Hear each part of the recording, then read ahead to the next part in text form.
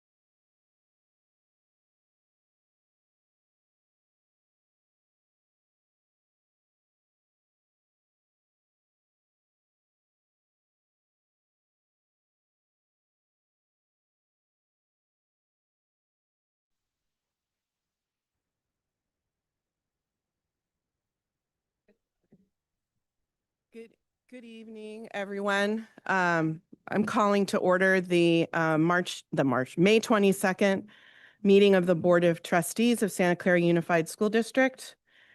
I'm going to do roll call. Trustee Canova is absent. Trustee Fairchild? Here.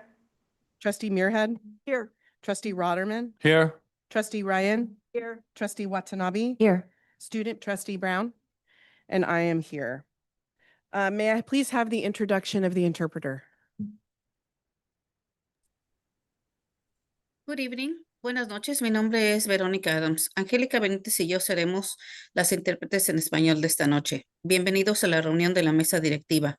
Esta reunión está siendo transmitida por el canal en español de Zoom. Para escuchar esta sesión en español, oprima el botón que dice Interpretación en la parte inferior de su pantalla y seleccione el idioma de español. En este menú también puede seleccionar la opción de silenciar el audio original en inglés. Thank you. Thank you. We'll now have our student trustee, Ren Brown, lead us in the pledge. Please stand. Ready, begin. I pledge allegiance to the flag of the United States of America and to the republic for which it stands, one nation, under God, indivisible, with liberty and justice for all. Thank you. Thank you. Okay. The mission of Santa Clara Unified School District is to provide equitable, engaging, and innovative educational experiences so that each student can thrive in a global society. The graduates of Santa Clara Unified School District are resilient, future-ready, lifelong learners who think critically, solve problems collaboratively, and are prepared to thrive in a global society. Santa Clara Unified School District acknowledges that our schools are on the traditional lands of the Tamayan Nation, the Aboriginal American Indian tribe of Santa Clara Valley. We pay respect and thanks to their people, both past and present. May I please get a motion to approve the agenda? Motion to approve agenda, Rotterman. Second. Okay, we have a motion and a second. Trustee Canova is absent. Trustee Fairchild? Yes. Trustee Muirhead? Yes. Trustee Rotterman? Yes. Trustee Ryan? Yes. Trustee Watanabe? Yes. Student Trustee Brown? And I vote yes, that passes 6-0 with Trustee Canova being absent. I'm going to read the civility policy for public comment at a board meeting. Board Policy 1313 is our civility policy. This policy is intended to promote mutual respect, civility, and orderly conduct among district employees, parents, and the public. This policy is not intended to deprive any person of his or her right to freedom of expression, but only to maintain, to the extent possible and reasonable, a safe, harassment-free workplace for our students and staff. In the interest of presenting district employees as positive role models to the children of this district, as well as to the community, SCUSD encourages positive communication and discourages volatile, hostile, or aggressive actions. The district seeks public cooperation with this endeavor. The board understands that the First Amendment provides strong protections for speech. However, the board expects that all speech and expression will comport with norms of civil behavior on district grounds, in district facilities, during district activities or events, and in the use of district electronic digital systems and platforms. Okay, do I have any public comment on closed session items? Is there anyone in the Zoom?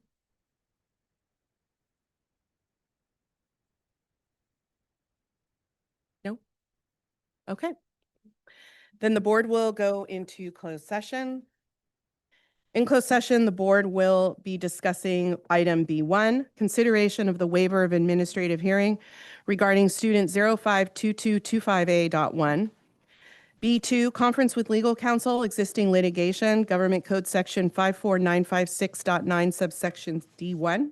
1, special education claim, student versus Santa Clara Unified School District, Office Administrative Hearing Case number 20250111072. Student name withheld to protect confidentiality.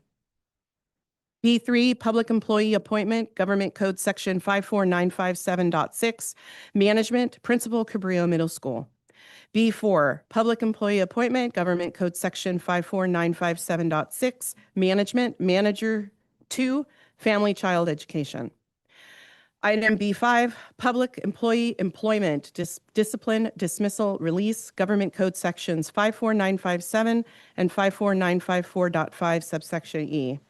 B6, conference with labor negotiators, Government Code Sections 54957.6 and 54954 subsection F. Agency representatives Gary Waddell, Superintendent, Jose Gonzalez, Assistant Superintendent, Human Resources, and Mark Shield, Deputy Superintendent of Operations, Chief Business Official. Employee organizations, UTSC, CSEA, AFT, and unrepresented employees. B7, conference with legal counsel pending litigation, Government Code Section 54956.9 subsection A, Roanlay versus Santa Clara Unified School District et al., case number 25CV465092. Item B8, conference with real property negotiators, Government Code Section 54956.8, property, Brierwood Elementary School baseball fields, 1930 Townsend Avenue, Santa Clara, California, 95051. Agency negotiator Gary Waddell, Superintendent, and Mark Shield, Deputy Superintendent of Operations, Chief Business Official. Negotiating party, Brierwood Little League. Under negotiation, terms of agreement. B9, conference with real property negotiators, Government Code Section 54956.8, property, Teen Center at Cabrillo Middle School, 2446 Cabrillo Avenue, Santa Clara, California, 95051. Agency negotiator Gary Waddell, Superintendent, and Mark Shield, Deputy Superintendent of Operations, Chief Business Official. Negotiating party, City of Santa Clara. Under negotiation, amended terms of agreement. B10, conference with real property negotiators, Government Code Section 54956.8, property, Youth Activity Center at Cabrillo Middle School, 2450 Cabrillo Avenue, Santa Clara, California, 95051. Agency negotiator Gary Waddell, Superintendent, and Mark Shield, Deputy Superintendent of Operations, Chief Business Official. Negotiating party, City of Santa Clara. Under negotiation, amended terms of agreement. And B11, public employee performance evaluation pursuant to Government Code Section 54857. Agency designated representative, Board President Bonnie Lieberman, title Superintendent. The board anticipates being in closed session for approximately 90 minutes.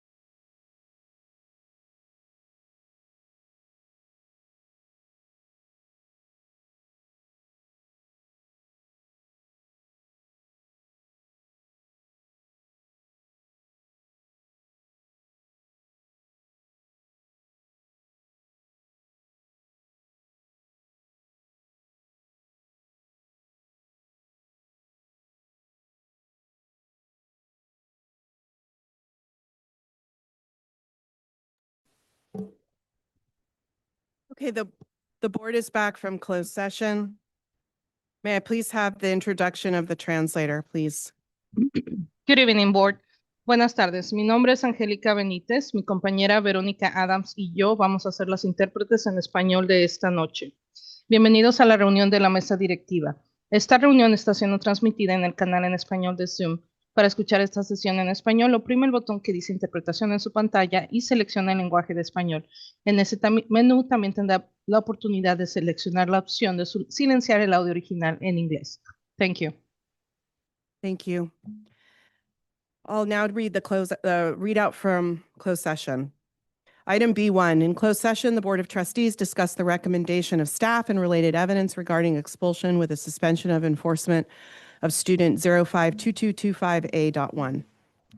Item B2, a majority of the board in closed session took action to approve a compromise agreement in Office of Administrative Hearings case number 2025-011072 to resolve educational claims and a related tort claim raised against the district in exchange for funding not to exceed $358,000 for placement, compensatory education, reimbursement of parents' private educational services, and related attorney's fees incurred in this matter. A motion by Board Member Muirhead and seconded by Board Member Fairchild. The roll call vote passed by a vote of 7-0.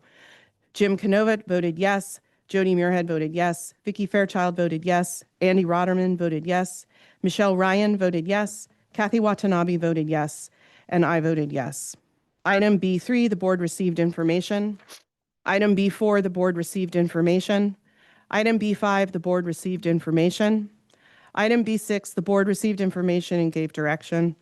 Items B7, B8, B9, and B10 will be taken up in closed session following the completion of open session later tonight. Item B11, the board received information.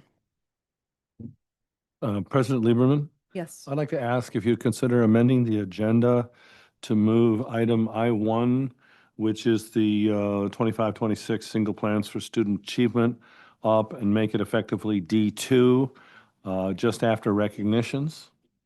D3, sorry. Learn to count. Sure, I can, are you making a motion to do that? I'm making a motion Can I to get do a- that, or just asking you Oh, to do it unilaterally. I'm as the fine. president. Let's do that. We'll move the single plans for student achievement up to after item D3. Okay. Yes. Meredith, do I need to vote? Oh, do I do that now? I thought we had, no, we have to approve it. Yeah. Yeah, it's on the agenda. Okay. And we're gonna move now to item D1, our 2024-2025 Student Senate Report and recognitions. Student Trustee Brown, thank you.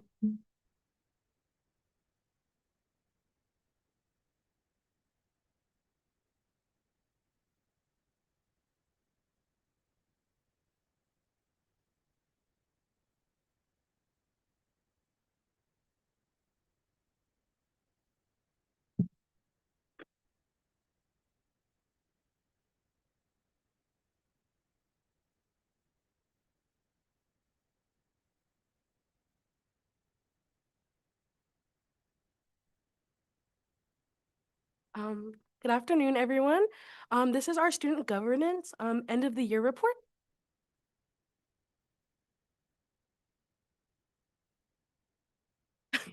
Oh, okay.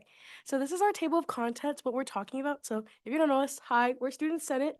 We're gonna be going over what we do as Senate, next year's Senate, and our student trustee, which is Ren, and then our Senate engaging with students that we did this past year, and board reports we did individually, and accomplishments that we have done as student senators. So I'm gonna have us introduce who we are. So I'm Aviana Sample. I am McDonald High School student senator. So yeah. I'm Ren Bound. I'm the Santa Clara High School Student Center and the student trustee. I'm Donna Ringhefel, and I'm the student senator from Mission Early College High School. Paolo Malari from Wilcox High School. Hi there, I'm Ali Altamimi, and I'm the student senator for New Valley High School. Oh yeah. Okay. Oh wait. Oops. So, this is Red and Brown right here. She is our Santa Clara student senator and student trustee.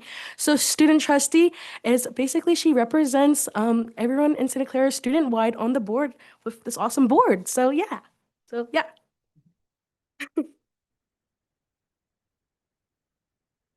much. So this year with the board, we were able to do 2 superintendent student council meetings. The first one being in November, I believe, and this was held at Santa Clara Library, where we were able to engage students. And the superintendent council meetings are made up of representatives from each high school, about 4 to 6 students, and then we come together, share ideas, and then our Senate will write reports on them. So yeah, so then on the bottom left-hand picture, sorry, right-hand picture is our second student meeting, and this is where we held it at Wilcox High School. And then, of course, you guys see us 2 times a year, now a third. We do our board reports to you guys, report on what's been going on in the schools. So for our superintendent student council meeting, like I mentioned, it was in November, and what we focused on there was asking the schools what they thought about phone-free schools, the overview of the current laws in California, and we also went over a presentation about the new laws in California. We also introduced the Yonder Pouch and, of course, asked for student input. And we also had a Zoom call with students from San Mateo High School to ask them about how Yonders work at their school since they already have a district that implements them. And then we did focus groups with Student Senate where we got our topic for our next meeting, which was on February 14th. And we did superintendent search focus groups. And for this meeting, we focused on a mental health presentation because students were interested from the input that we got at the first one. We went over Santa Clara Cares, wellness services, and making all schools have a BC2M or wellness club. And then, of course, we did focus groups with Student Senate.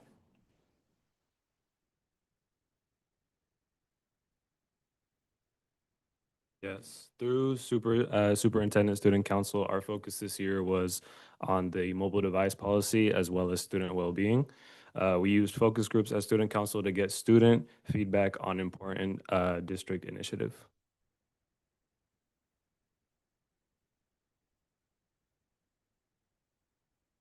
So one of our first reports this year was the mobile device policy, in which at the November 22nd Superintendent Student Council meeting, we discussed with each secondary school on how they believe that the mobile device policy should look like.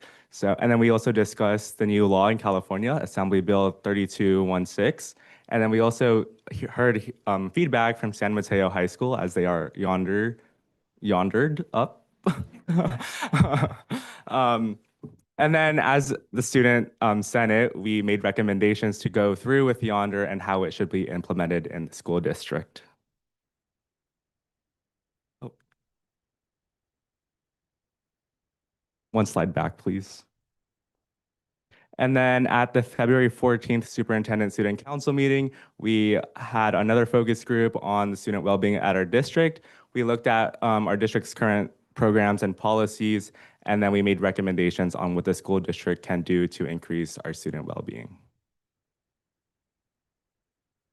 How do we make these reports? At the student council meetings, we had focus groups in which each student senator led those groups. We took notes and data, and we used that data to analyze, we used that data and then analyzed it and put it into reports in which we gave a bunch of recommendations to district leaders. So what's next for next year? A little bit about how the Student Senate works. So we have the Superintendent Student Council, which we have 5 representatives from each middle school and 5 representatives from each high school. We come together and we have meetings like they said, but we also have 1 representative from each high school. So you can see we all are the representatives from each high school.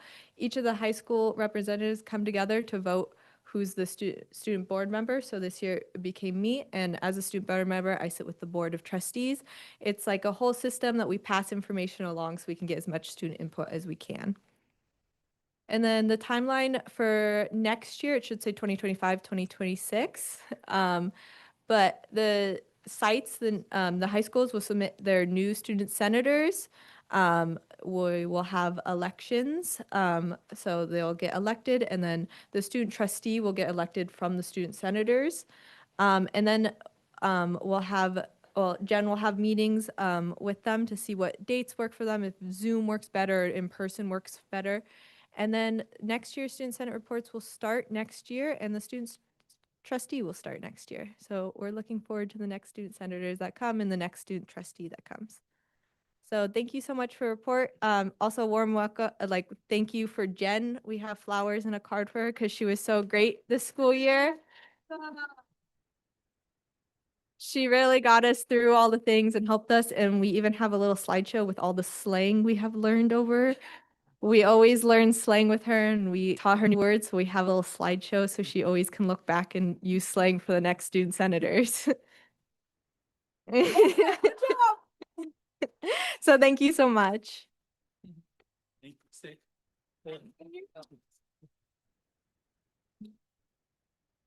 I think you can see why we have such an awesome student senate, student trustee, superintendent, student council. So thank you all. I just want to say we're going to take a moment to celebrate our student senators and student trustee who really helped us throughout the year. This really is critical. We believe strongly in student voice and including student voice, and this is a critical part. And these students really engage in deep, thoughtful conversations. When it was mobile device or it was Narcan last year, whatever it was, they really have deep, thoughtful, substantive input that has helped to shift our practices and our policies.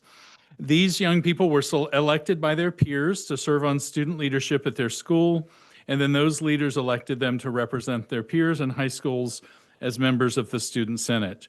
In their work, they committed to meet with Mr. Rico and the student trustee each month to discuss and plan for quarterly meetings and agendas and student focus. Superintendent, student council was an important part of this, and to give input and plan activities across the year. They also present, as you heard, these activities to the school board. Though not all members could be present tonight, I do want to recognize each of these students for their commitment and contributions. First, student senator and student trustee Ren Brown from Santa Clara High School.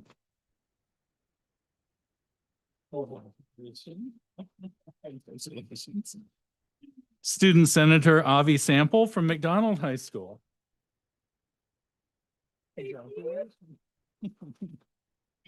Student Senator Paolo Malari from Wilcox High School.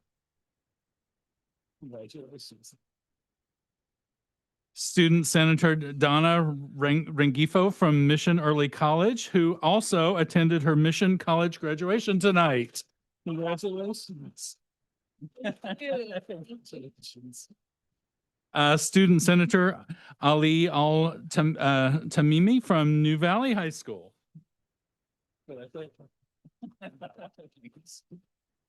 And Senator Noor Kamal from Wilson High School couldn't be with us this evening, but let's give Noor a hand as well. So we'd like to take a minute to get a photo with the board. We can.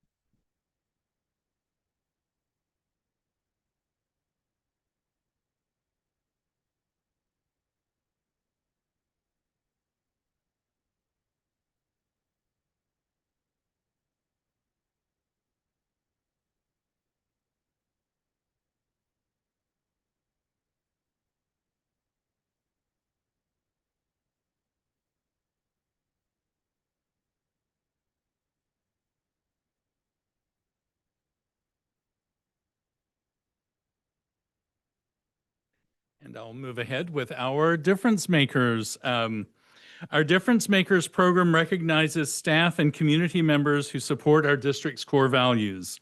Difference makers are nominated by administrators in consultation with their site leadership teams and labor association leadership teams every quarter to a selection committee comprised of representatives from classified, certificated, and management employee groups and student leadership.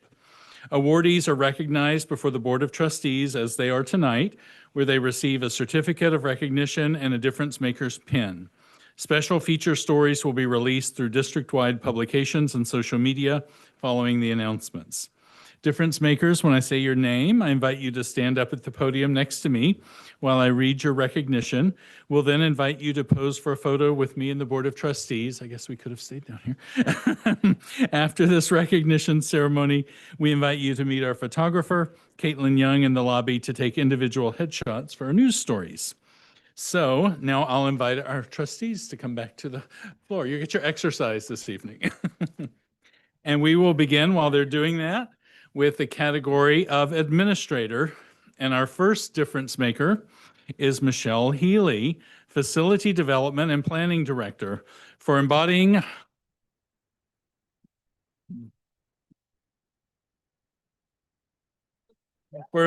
our core value of integrity and ethical stewardship. Michelle's work touches every school site and community group that uses district facilities.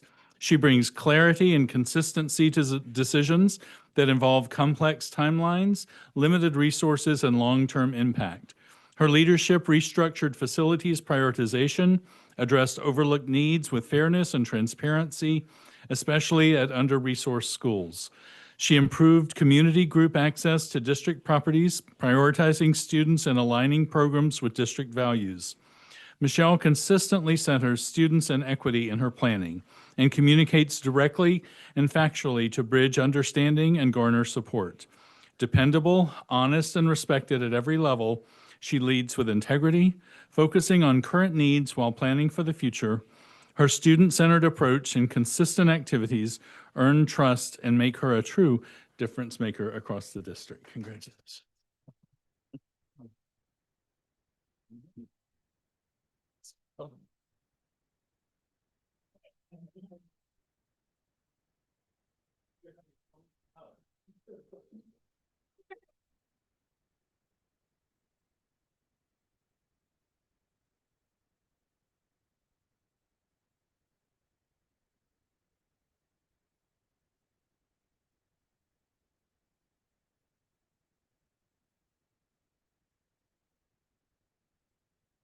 Okay.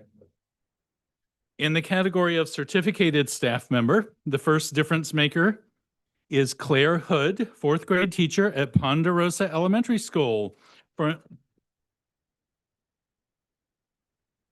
She's not with us this evening? Okay. Claire is watching the live stream tonight, we understand. I'll tell you a little about Claire. She creates a warm, inclusive, and intellectually rich environment. Her instruction blends rigorous academic content with culturally relevant and socially conscious themes, empowering students to think critically and compassionately about the world around them. She leads the school's Rainbow Club, providing a safe and affirming space for students in grades 3 through 5, while advancing equity, inclusion, and belonging across our campus. Her leadership also extends to staff development as a UFly implementation lead and district presenter, supporting teachers in high-quality, evidence-based literacy practices. She pioneered a fourth grade wax museum project, an interdisciplinary event connecting history, research, and public speaking for students. And she helped organize a cultural lunch that brought families together to celebrate heritage and identity through food. Claire is a trusted leader and compassionate educator who prioritizes students, excellence, and equity every day. Congratulations, Claire.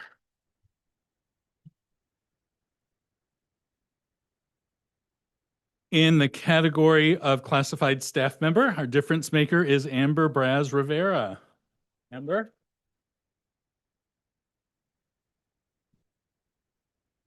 Amber is secretary at Ponderosa Elementary School. And she's being recognized for embodying our core value of connected families and collaborative community. Amber is the heartbeat of Ponderosa in many ways. She does far more than manage logistics. She builds relationships, solves problems, and keeps her entire community connected and supported. Amber is often the first face families see and the person staff rely on most to ensure school runs smoothly and intentionally. This year, Amber played a critical role in helping reduce Ponderosa's chronic absenteeism from 15% to approximately 7%. Excellent. Working closely with the attendance clerk and LSAT, Amber helped lead and support outreach efforts to families, providing clear communication, empathy, and solutions that honored each family's unique needs. Whether she's helping a student feel safe while waiting for pickup, assisting a parent with paperwork, or responding to a last-minute schedule change, she does so with grace and purpose.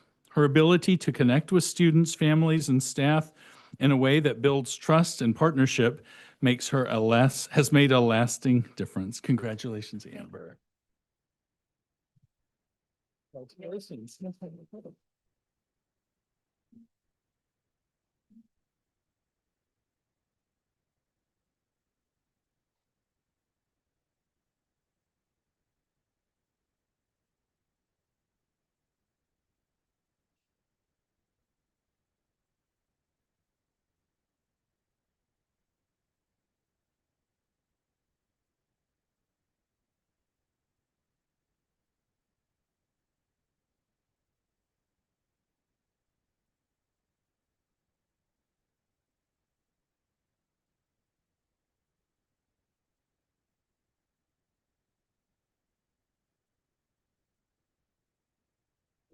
All right, in the category of community member, our difference maker is Chris Herman, Agnew Elementary School parent. Chris, come on down.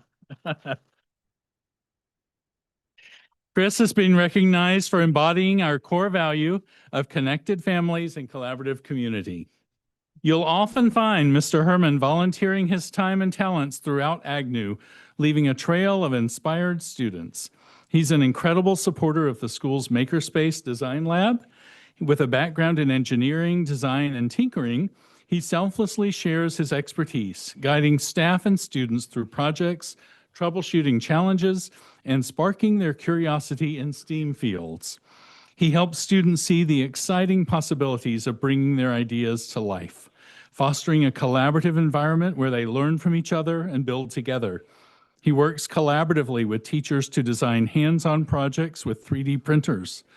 Beyond the design lab, Mr. Herman enthusiastically facilitates art lessons, serves on PTA, and was a huge part of the inaugural Birds Take Flight 5K fun run for the communities of Agnew, Huerta, and McDonald. Thank you for inspiring our students and building our communities.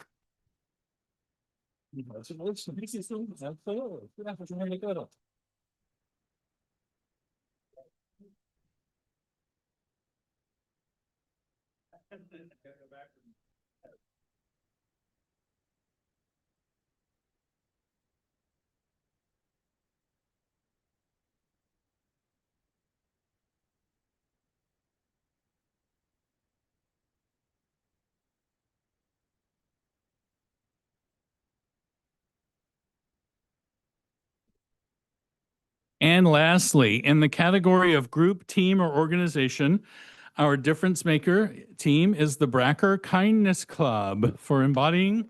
Oh, come on down. Yay.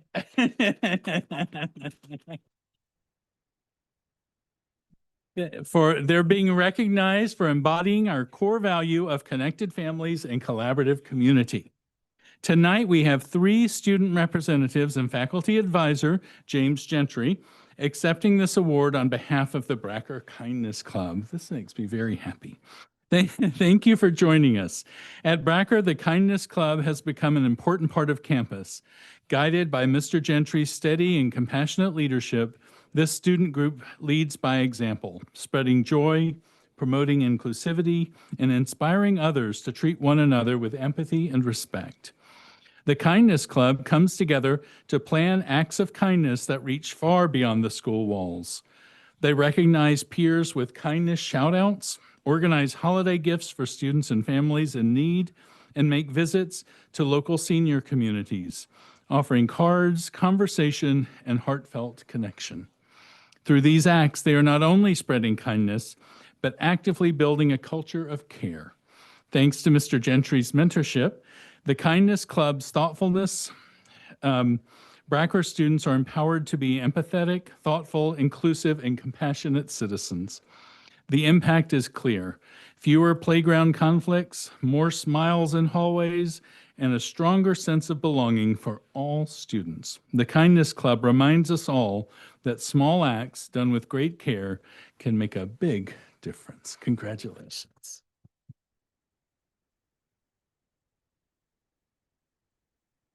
Okay, there's the, you each get. There you go.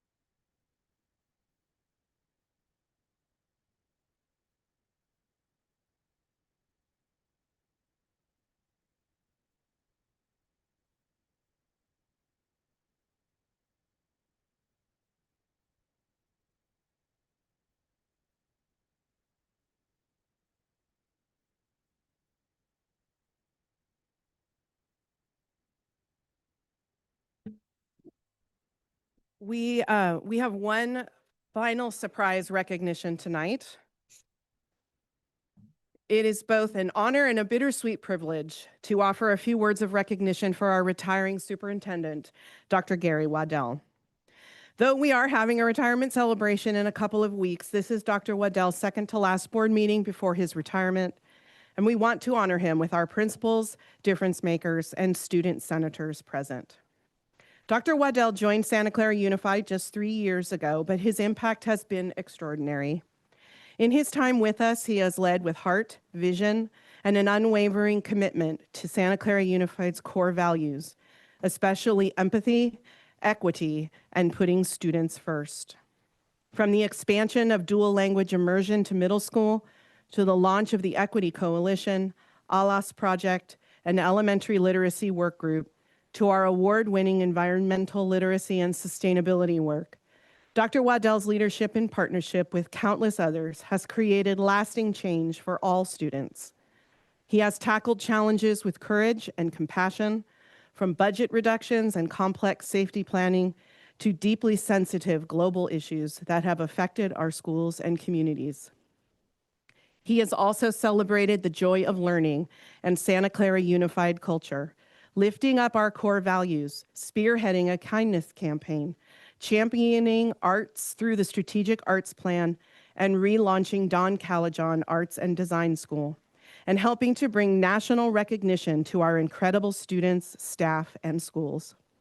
Under his leadership, Santa Clara Unified became a green ribbon school district, saw multiple blue ribbon and model schools, and received national recognition for strategic communication and marketing campaigns, all while ensuring that every initiative aligned with a clear and intentional strategic matrix to achieve our LCAP. Dr. Waddell's 40-year career has always centered on closing opportunity gaps and fostering belonging, from his time as a Counselor of the Year to leadership roles across counties and the state. But what stands out most is his humanity. In moments of celebration and in times of profound loss, he showed up with empathy, strength, and care.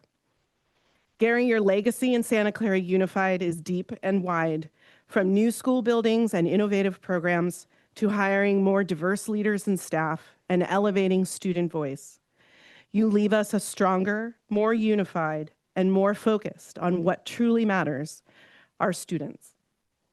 On behalf of the Board of Trustees and Santa Clara Unified School District, thank you for leading with integrity, with intelligence, and most of all, heart. We wish you the very best in your well-earned retirement in Palm Springs. You will always be part of the Santa Clara Unified family, and we have a very special video keepsake just for you. Can you please play the video?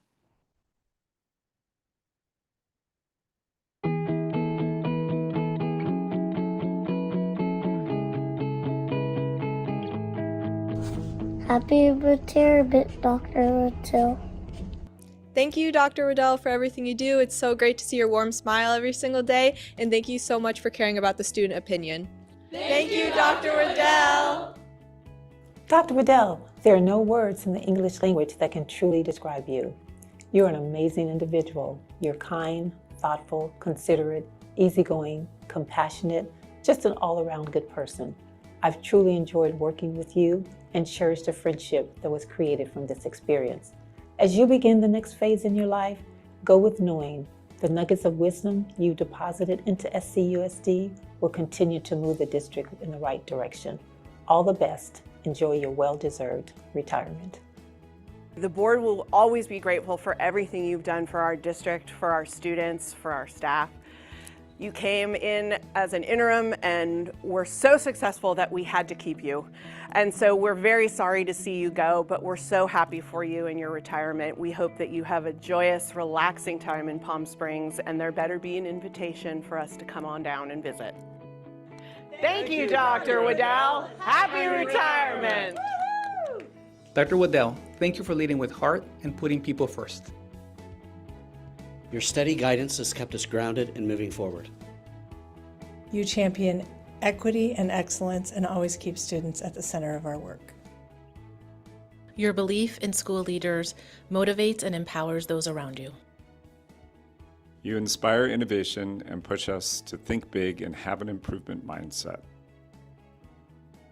And you're always building bridges with our students, families, staff, and community.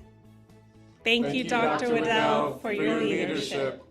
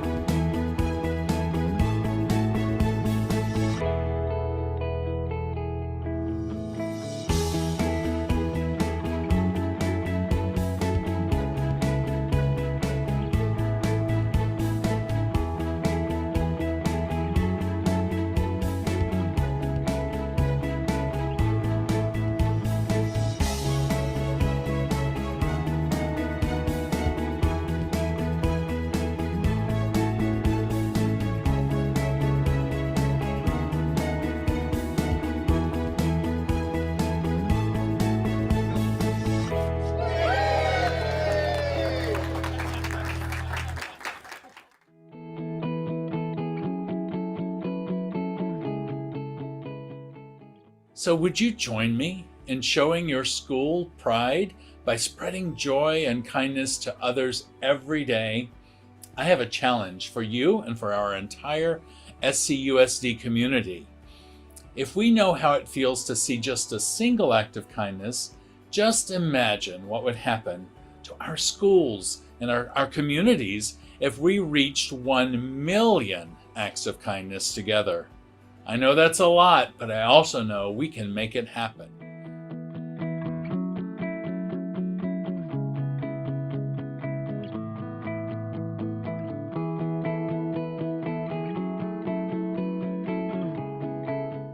What is retirement? Retirement is something that when you work for many years, it's time for you to take a break so you can focus on your health and yourself. I hope you have time to travel since you're retired. Happy retirement, Dr.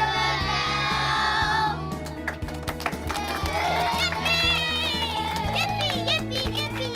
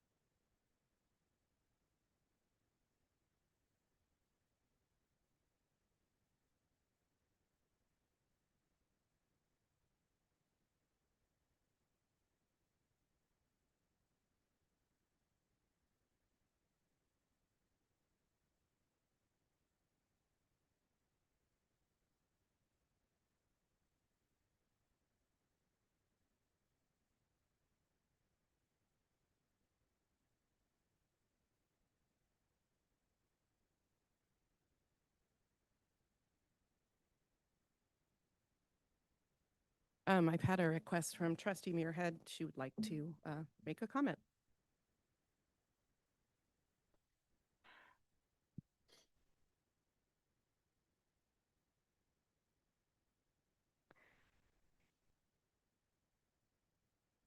This is really hard. We're gonna miss you so much. I was oh, thank you. I was lucky enough to be president when you came in. And we got to spend a lot of time together at the beginning and getting up to speed, what was going on, all the amazing things we have in our district. And it was just such a pleasure to work with you all this time. I don't know if we had a final count for the kindness campaign. Do we know how many? It was a lot.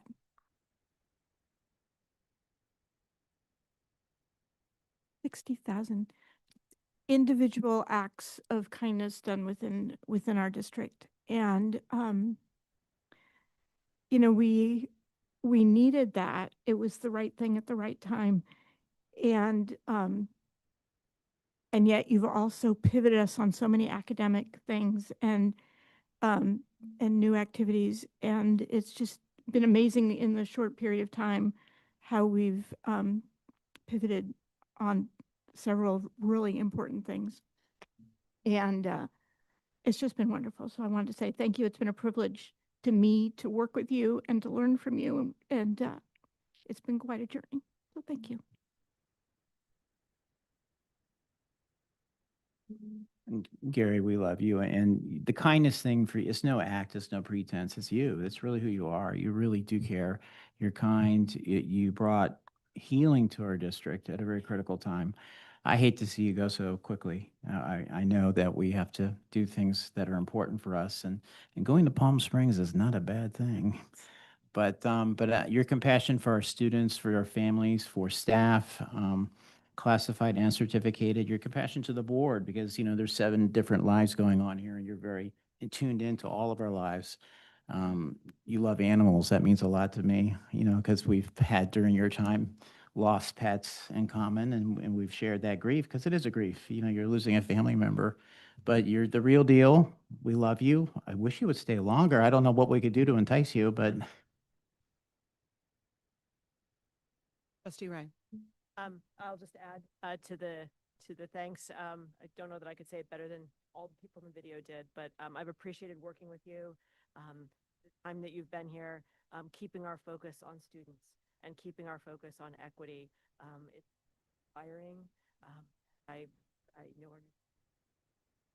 and I'm looking forward. I know he's going to continue that work, but you've established such a wonderful foundation for it. I think we can grow, we can continue up that work that you've started. I am so grateful for that. Trustee Rotterman.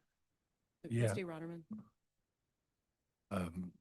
So one of the things I've really enjoyed about having you as our superintendent is that your focus, you have global responsibilities, but your focus was always on the individual. So if we were to bring something to you about one student that didn't necessarily fit in the generic mold, you would go out on a limb for that person and try to find a way. Your phrase is how to get to yes. Okay, how to figure out how to make sure that individual one. It reminds me of the starfish story that's always told, where they throw the starfish back. How do you you can't fix all of those starfish, yes, but it means a lot to that one. You've always had that attitude, which I found to just be exemplary. I enjoyed talking to you over the years. You and I have had some really interesting, deep discussions from time to time. And you're somebody I feel I can come to confidently, I can trust. And you will definitely be missed. You've got a lot of wisdom that you've accumulated over the years. And so thank you very much for spending the last few years of your career with us. Trustee Fairchild. Thank you, President Lieberman. I think there are so many things that we can say about Dr. Waddell, but one of the things that I like to say is he makes the people around him better people. And I can think of no higher compliment than that. So congratulations on your retirement. Trustee Watanabe. Thank you, President Lieberman. Well, Dr. Waddell, I'm the newest trustee on this board, so I haven't had the privilege of spending the time with you that everybody else has on this dais. However, I can say that in the last 5 months, what I've really enjoyed and been impressed with is your responsiveness. When, again, because I am the new kid on the block, you have always been very responsive to requests or questions that I've had, and I've really appreciated that, because in order for us to be effective and to be able to respond, it really makes a difference when you have a leader that is also working with you to make sure that you're being successful in your requests. So I really appreciate that, and thank you for that. And the one last thing I will add is that really, I hope you enjoy your vacation. As I recall, you are going to Europe this summer, and you don't have to rush back to the start of the new school year. So really enjoy your time away. Thank you. So I don't know what to say. I love you with my whole heart, and you've been such an inspiration to me in education, and modeling what it is to be an empathetic person with humanity. And working this closely with you for the last 5 months since I've been president of the board you've taught me so much and have modeled the kind of person that I want to be. And I'm going to miss you so much. And I hope that we continue to honor your legacy and make you proud with what we do here. Because for me, that's the measuring stick that I use. And I hope one day when I grow up, I'm like you. Because you've become a confidant and just a dear friend who keeps me sane. Because as you know, this is a very difficult job. And I appreciate you to the ends of the earth. And I hope that you have the most glorious, wonderful retirement. And we just wish you all the best. Okay. And now you get to talk. Oh, no, wait. No, I'm sorry. You don't. We need to do the SIPSA. So I need a motion to open. Oh, do you want to say something? I don't know. I'm all a mess now. So do whatever you want. I can't say much. Except you all are sneaky. I had no idea that was happening. And I just, I have been here for only 3 years, but what makes this district special is not I mean, great facilities, we have great programs, we have great things that we do, but it's the people that make this district special. And I love, and I'll always consider myself part of this. And it was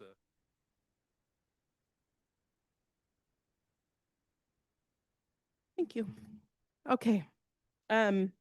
We moved item I1, the 2025-2026 single plans for student achievements up to after the recognitions.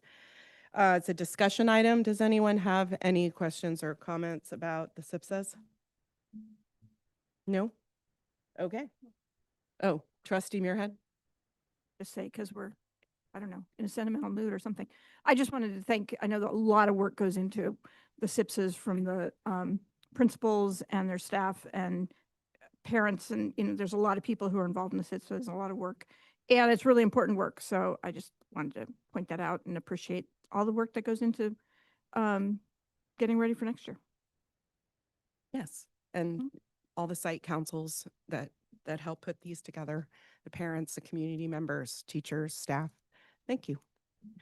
Okay, so we'll move on from that. I guess we're done with that. Yes. Okay. All right. Now we'll move on to E1, our report from our superintendent, Dr. Waddell. Thank you. First, thank you all again. I do want to welcome Dr. Wright, who's with us this evening. We've had the opportunity to begin some transition activities, and it's been a sheer delight to get to know him. And I know that SCUSD is in great hands moving forward, and I can't wait to see what you're going to accomplish on the road ahead. So welcome, Dr. Wright. As I often do, I want to comment on our labor management partnership. We choose to do this work because it makes us all better as a system, and the work that we do with our children and youth more effective and impactful, which is why all of us are here. Otherwise, we could all just go home. While I know that we have some bumps in our path from time to time, that's always going to be the case. But I want to share that our partnership, leadership, and have been working together and to do what we always do, to learn, to get better, to tighten our systems, to come back together in service of students and those who serve them. Our partnership leadership met this week and remains committed to the benefits that everyone, not only when everyone is in agreement, but more importantly, how the partnership sustains us when we disagree or have different perspectives. Our LAMPS leadership group will be meeting in early June to share perspectives, tighten our systems, and recommit to common purpose.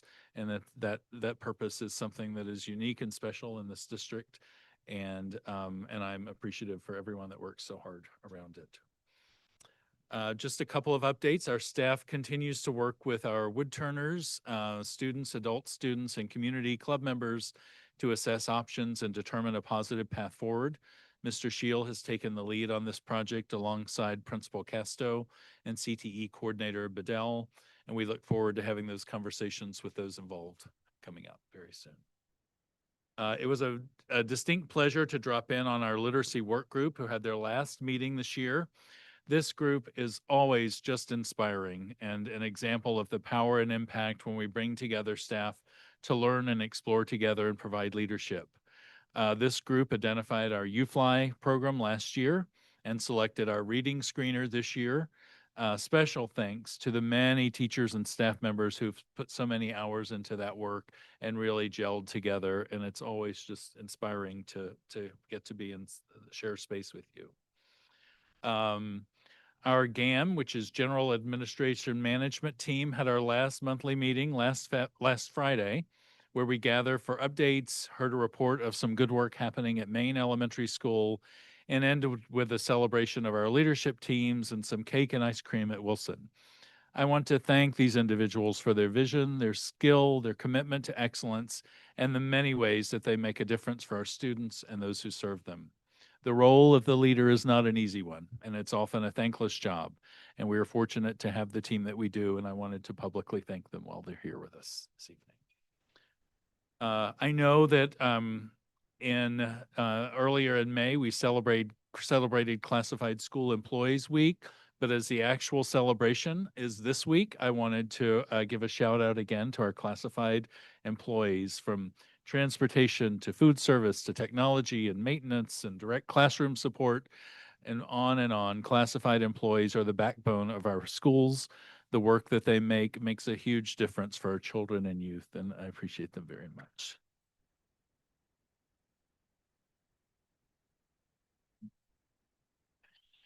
I also wanted just to take a minute to shout out two of our schools who have received state recognition. New Valley High School was named a California Model Continuation School and recognized for the quality of their program and the impact that it makes on students' lives. Congratulations, New Valley.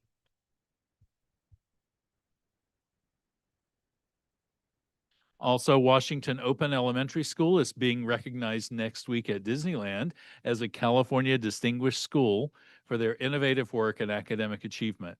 I know the Washington Open team will be well celebrated. Kudos to both of these schools for their excellence in being recognized by the state of California.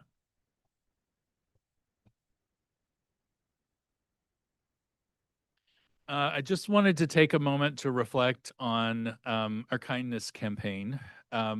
It's something near and dear to my heart. Kudos again to the Bracker Kindness Club. Examples like this are available across our district. And I challenged us all a couple of years ago to lean in on kindness, and our students, staff, and community have rallied to the cause. Mr. Rogers said that real strength has to do with helping others, and I think he got that right. We model kindness and encourage it because it is transformative, easy when things are happy and light, and important when they're not. I want to extend my thanks to every student, staff member, and community member who has extended kindness to those with whom they work. For every student who's organized a kindness campaign, put up posters, done a coat drive, collected donations for good causes, or just extended friendship to someone who is having a hard day, thank you. You're making a difference and setting an example.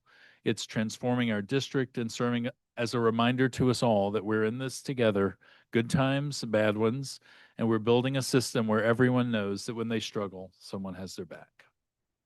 And lastly, it is graduation and promotion season. We have a host of events coming up in the next couple of weeks, which is an exciting time for students who are graduating or promoting to the next level. I know it's an exciting time for our young people, and we're very proud of you and look forward to being there with you and celebrate you as you graduate. And that concludes my comments. Thank you, Dr. Waddell. We'll now move to our reports from our union presidents. Ms. Wysocki.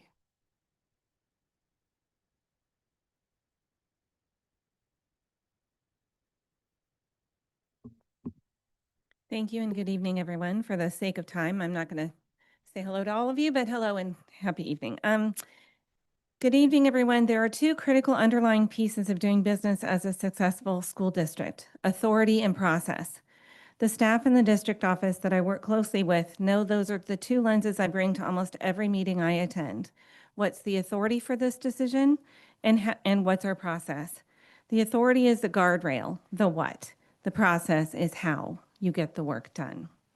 The board recently became very aware of the critical difference between permissive words and restrictive words. The words can and may are permissive and indicate flexibility. Alternatively, the words will and shall are restrictive and mean a direction must be followed. These are critical words when implementing national and state laws and codes, but also when following local authority of board policies, administrative regulations, or collective bargaining agreements. Last week, I joined the calendar committee meeting wrangling with the 2026-2027 school year or calendar. The committee is comprised of staff, teachers, parents, and at least one board member. It's not a secret committee, it's public. During the meeting, Dr. Gonzalez advised the committee that selection of the 26-27 school year calendar had to follow a certain process according to the agreed upon language found in our collective bargaining agreement. The sitting board member on the committee responded to the effect that she hadn't read the contract and doesn't know what it says about the topic. This very concrete and recent example illustrates the concern teachers are feeling when board members sit on committees and make critical decisions about running our district, but haven't actually consulted the relevant authority, even when collective agreements have been in place for over 20 years and are openly referred to in meetings. But what's staggering is the message such statements send to our parents and our community, that the board is entirely indifferent to our collective bargaining agreement. Please hear my message loud and clear. As the board, you are bound to the agreements made between the district and your labor partners, which are written in collective bargaining agreements. I've brought process up to you on many UTSC reports over the past 3 years. Without process that everyone understands and follows, we are operating from a place of chaos, where our stakeholders, be they staff, parents, or community, don't understand how decisions are made. Written procedures are clear, they are transparent, and they are the roadmap. Will people always like the process? No. Will people always agree with the outcome of a decision? No. Grounding decisions in defensible processes makes good common sense. It avoids making decisions in a void. Human nature holds that in voids, folks make up their own narrative. Chaos follows. It's not a surprise. It's absolutely predictable. Right now, our system is in chaos. 2.5 years ago, in my January 23rd, 2023 President Report, I let you know that having disagreements does not mean our partnership is at risk. I requested you gauge the strength of our partnership, not by our challenges and disagreements, but by whether we are talking the next day. With the challenge of the last few weeks, I stand here before you and state unequivocally, we are still talking. On August 8th this year, I reminded you that our teachers must know and feel your commitment to the partnership. Without your support, without your attention, and your hard work to the partnership, our students would not reach their full potential. Chaos is not good for students. It keeps them from thriving. I encourage all of us to continue to talk, to strive towards partnership, continue having hard conversations, and have the courage to make hard choices. Our students need us to be a stronger team. This concludes my report tonight.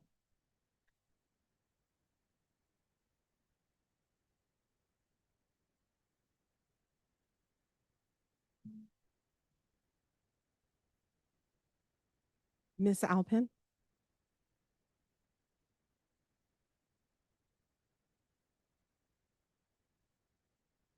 I made a little presentation of our CSCA, CSCW celebration. I'll give you a read first. This week, I'm so sorry. Good evening, President Lieberman, trustees, Dr. Waddell and Ms. Burrell and Ms. Brown. This week, May 19th through May 23rd, is Classified School Employees Week, a time to dedicate to honoring the incredible work of our classified staff. These are the people who keep our schools running every single day, our paraeducators, custodians, office staff, food service workers, bus drivers, and many, many more. In fact, I think it's 148 different job classifications. Correct me if I'm wrong, Dr. Gonzalez. So they are the backbone of our schools, and they deserve to be seen, heard, and celebrated. I'm proud to share that our CSCW event on May 9th, we had the largest turnout ever. It was a beautiful reminder of the strength of our community and the importance of recognition. I'll be sharing some photos from the event so you can see just a glimpse of the joy and appreciation shared that day. We'll put some music. So these are our happy folks.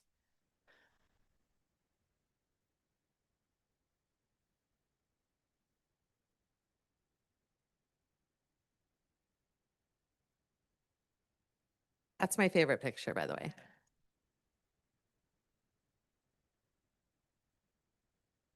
I believe that's, oh.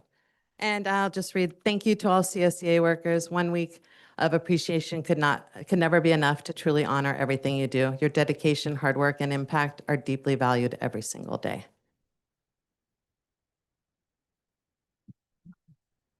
I'm doing big things there, okay. Now I'd like to shift gears and share some ongoing concerns I have. The past few months have been challenging. What we've experienced has not felt like a true partnership. In fact, it has felt like a series of decisions made in isolation, followed by requests for support after the fact. That's not partnership. True partnership means more than saying we work together. It means actually doing it. It means planning together from the beginning, not after key decisions are already made. It means listening, not just hearing. It means being concise, conscious of the end goal, student success. From the very start, so we don't waste valuable time and resources, building plans that are either unworkable or unsupported by those who are expected to carry them out. We also need to ensure that the right people are in the room when those decisions are made. When important people are left out of critical conversations, it becomes impossible to move the work forward in meaningful ways. We are not asking for a seat at the table for symbolic reasons. We are asking for it because we are the people who do the work and our insights matter. Our students deserve a school system where the adults work together, not in silos. Our staff deserve to feel respected, heard, and part of the solution, not treated as implementers of someone else's vision. We understand that in partnership, there are roles and responsibilities. We all have a job to do, and we respect that. But having said that, we also expect communication around decisions to be transparent, timely, and consistent. When communication breaks down, when decisions are made without dialogue, or when information comes late, people feel blindsided. You have to expect that. And undoubtedly, they will be upset. That's not about resistance, that's about respect. My hope is moving forward, there is more clarity, more guidance, and more sharing, understanding before the work begins. So we're not reacting to plans, but building them together. That's the difference between simply managing change and leadership, leading with partnership. Before I close, I want to take a moment to thank the only board member who has ever reached out to me directly. That gesture of connection and respect matters. I've been the classified union president of almost 1,100 members for almost 6 months now. And I hope that moving forward, as I continue to show up and spend every other Thursday listening to you, committing my time and attention to this work, you will also make a time to engage with me. I hope you will reach out, follow up, and respond to the concerns I have raised on behalf of my almost 1,100 members. That's what partnership looks like. It's not just showing up in the same room, it's choosing to do the work together, even between meetings. We are ready to be partners, but partnership must be real, not performative. Thank you.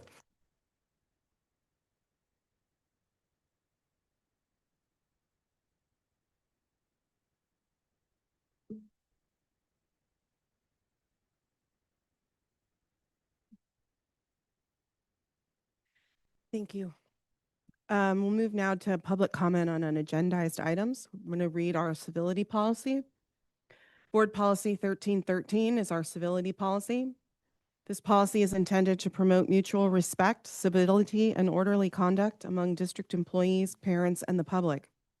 This policy is not intended to deprive any person of his or her right to freedom of expression, but only to maintain, to the extent possible and reasonable, a safe, harassment-free workplace for our students and staff.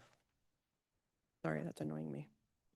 In the interest of presenting district employees as positive role models to the children of this district, as well as the community, SCUSD encourages positive communication and discourages volatile, hostile, or aggressive actions.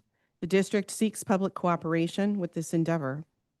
The board understands that the First Amendment provides strong protection for speech.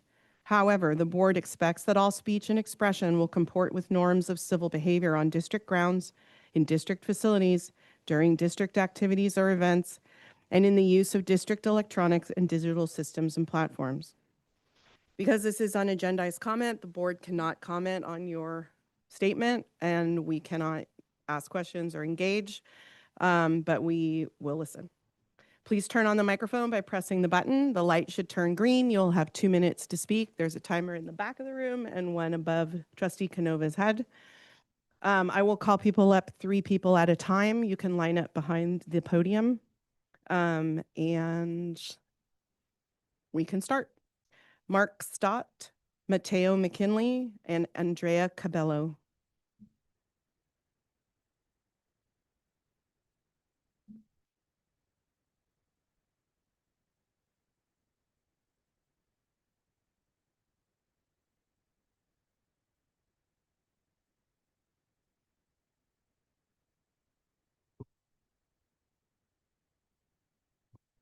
This is good.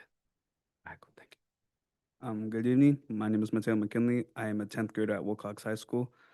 I have learned that you are the people who make decisions about our school. The place where I spend more time than at home. You make them without asking us what we want and who we want leading us. You ignore our parents who voted for you and know us better than you, respectfully. Me and my friends, Chargers, follow the Charger way, strive to have good character, honor, good attitude, to be respectful, strive for greatness and for excellence, and be responsible. I ask you to follow the Charger way, especially when you're the ones making decisions about us. Thank you.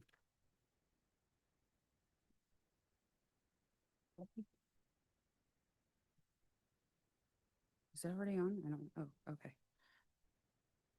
My name is Andrea Cabello. I'm a Wilcox employee and a voter trustee for Area 3. I'm a Catherine Hughes unicorn, a Bookser Bobcat, a Santa Clara Bruin, and now a Charger mom. 29 years ago, I stood in this very room as a student, begging the adults on this board to help me, to hear me, and it fell on deaf ears. Now, 29 years later, I find myself back here, not as a student this time, but as a parent, still filled with fear. Fear because this board, entrusted with shaping young lives, has shown a shocking lack of integrity. Fear because the decision being made appeared driven not by what's best for students, not by the input for parents or staff, but personal agendas. The recent handling of the Wilcox principal hiring process has made that painfully clear. The hiring process was not followed. The parent community was ignored. The staff, those on the front lines of our children's education, were dismissed, and the students not even acknowledged. How can this be the example we set? I stand here tonight not just for myself as a mother, but for my son, a Charger. I will not allow him to be silenced, dismissed, or made invisible. I will not allow the board to ignore him as the board once ignored me. So I ask you the same question Ms. Fairchild asked the mayor last October. Have you considered the way you're doing politics is not working? That it is harming the city's reputation? Because it is. And the worst that is harming our students, and worse than that, it is harming our students. You were elected to serve them, to lead with transparency, to listen to your community, and I urge you to look at the direction you're heading. It's time to change course. It's time to start leading with accountability, not arrogance. Our students are watching. Let's give them something worthy of their respect.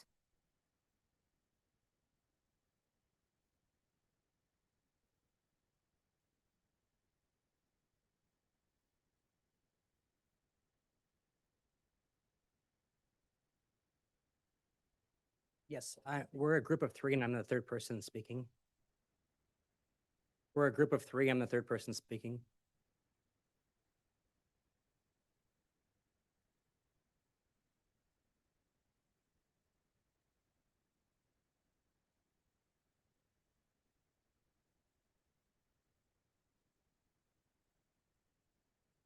Yes, correct. So Laura is going first.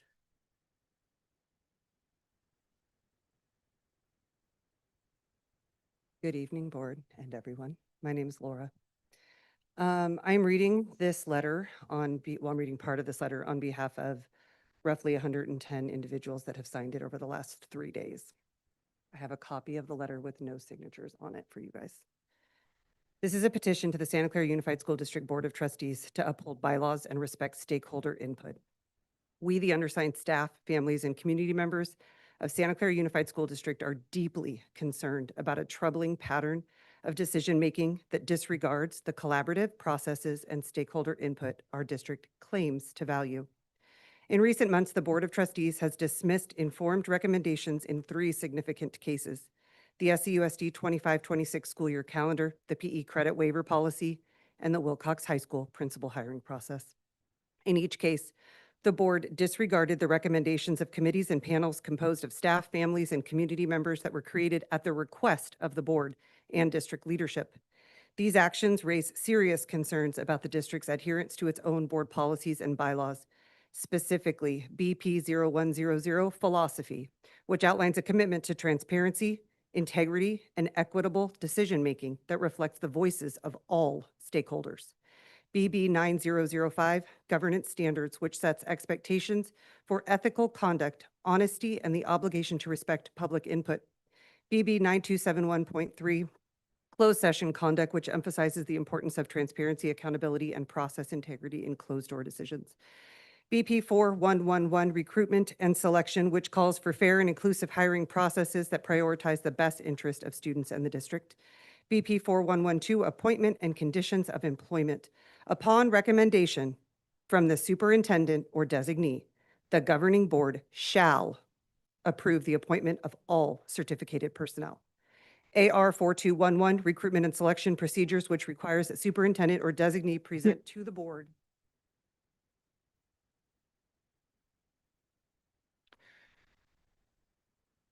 one candidate who meets all qualifications and states that no person shall be employed without the superintendent's recommendation or endorsement.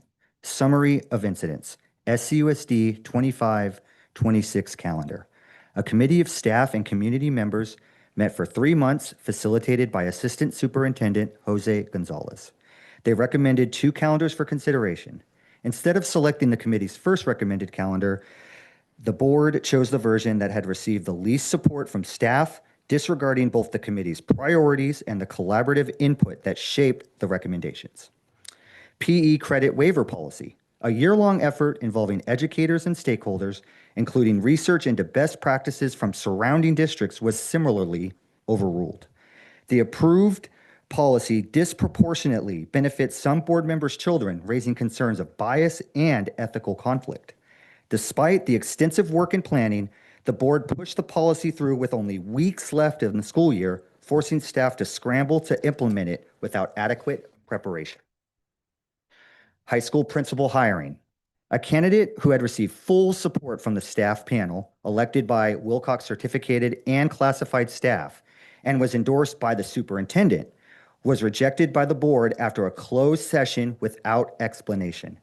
This action disregards the process authorized by the board and undermines the trust of the school community. These decisions erode public trust and create a perception that community engagement is performative rather than meaningful. If committees of stakeholders are convened, their work and recommendations should be taken seriously, not routinely overridden without transparency and accountability.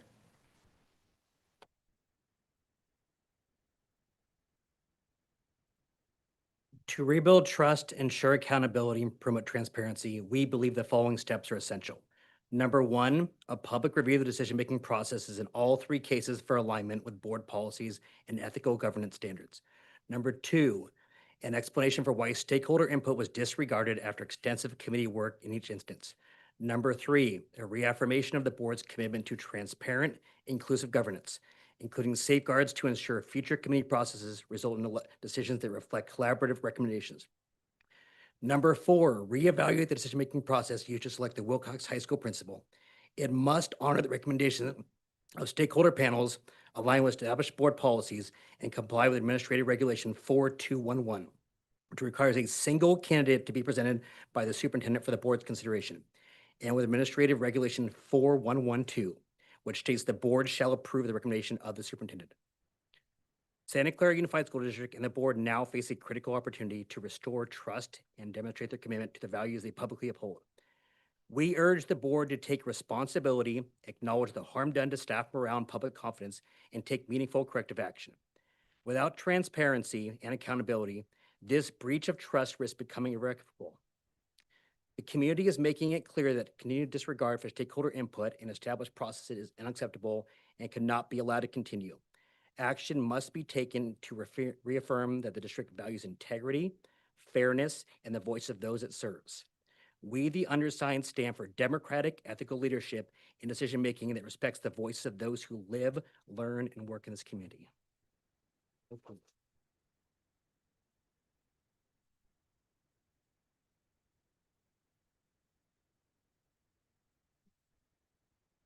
The next three speakers are Glenna Hall, Mary Pat Slate, and Bill Chapman.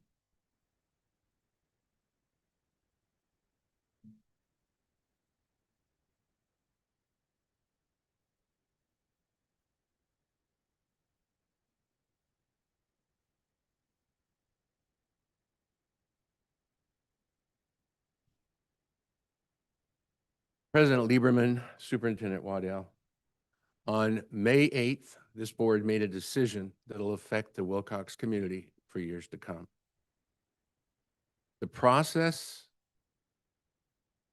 that we chose as a district, as a board, was ignored. Panel number one comprised of the classified employees and certificated employees unanimously elected Mike Starron, chose to push. It's not confidential to me. You shouldn't know it. Well, if I know it, then I want to share it. How is it possible that confidential information from an interview panel was leaked to the public? Interview panels sign confidentiality agreements. That is correct. Panel members have to sign a confidentiality agreement and understand that all that information is confidential. I do not know how. That's unacceptable.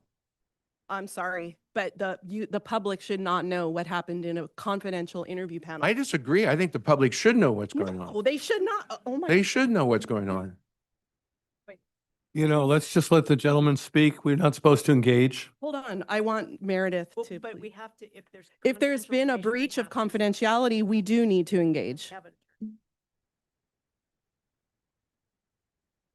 Now is allow the public comment to continue. We've had an opportunity to talk to staff about information that's confidential. There are guidelines regarding privacy and personnel privacy.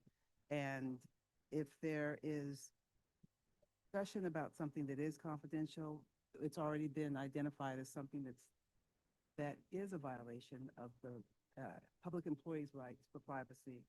You don't control the rights of free speech for you to say will, but there has been a statement from the Assistant Superintendent of HR verify that information is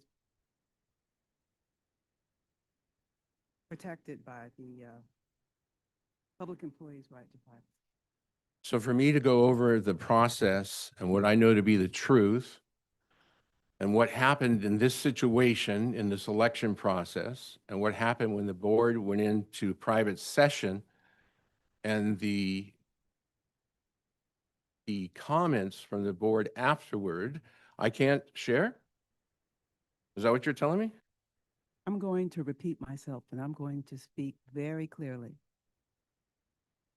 The hiring process and the decisions that the board makes as the employer in closed session are private public employee personnel information. There's this one instance where emotions are high, and then there's the rule of law that exists regardless of how people feel about the particular issue. I'm talking about the rule of law. I'm not talking about the feelings about this one thing. That's how we maintain the rights that people have. Ms. Brown, this is my 54th year in the school district. I was hired in 1971. What happened here betrayed the trust, the integrity, and the openness of this board. This board overrode a situation where, and you are saying I can't share with what actually happened, but I have to tell you that your decision on May the 8th will impact the Wilcox community for a long time to come. And the Wilcox community at this point is unanimously against what you did. You ask if I have a horse in this race. My son graduated from Wilcox. My grandsons graduated from Wilcox. Their wives graduated from Wilcox. My great-grandson will be at Wilcox next fall. What's happened here in this election process lacks transparency and integrity. Okay, you need to, okay, your time is up. Thank you.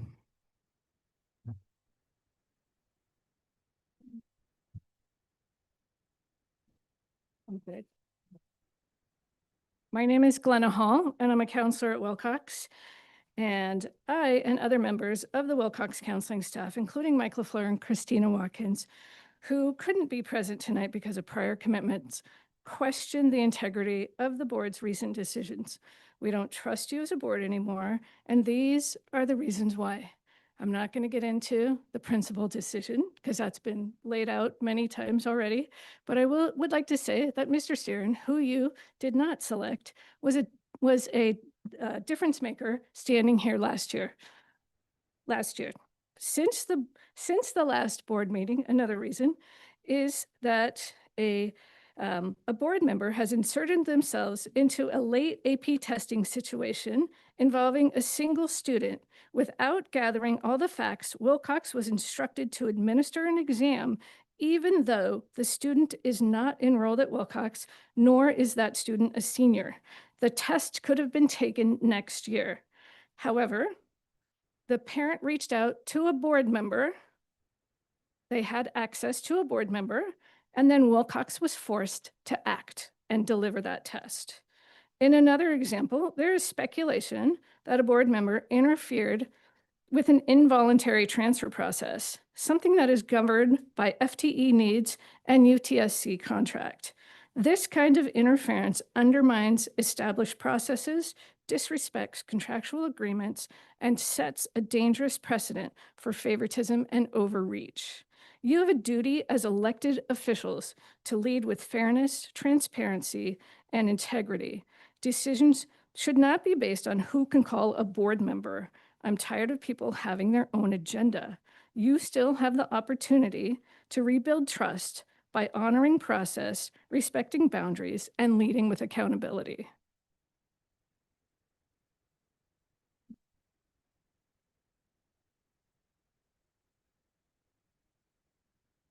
Good evening, Dr. Waddell and Board of Trustees. My name is Mary Pat Slate, and as I like to tell my students, I have been teaching biology at Wilcox since the 1900s.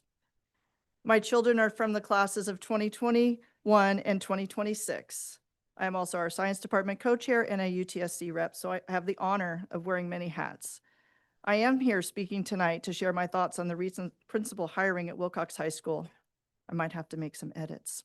Let me start by saying that I'm not here to disparage Mr. Wall in any way. I'm sure he is a fine administrator and will do his best to lead Wilcox. Wilcox will welcome him like we do anyone who becomes part of our family. It's just who we are. I've been trying to think of an analogy that would accurately convey how it feels not to have the recommendations of the hiring committees respected and valued. Let's say my family wanted to upgrade our home. So we all get together, we decide what's best. Then we present our ideas to the contractor and their team. The contractor's team blatantly tells us that we don't know what's best for our home and must do it differently. People say that they care. However, we all know actions speak louder than words.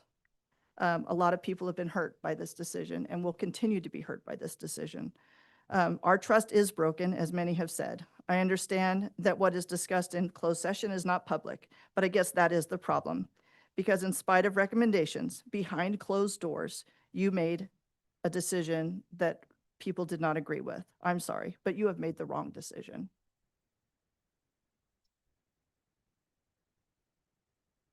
The next three speakers are Tomas Montes, Ariana Nuti, and April Lujan.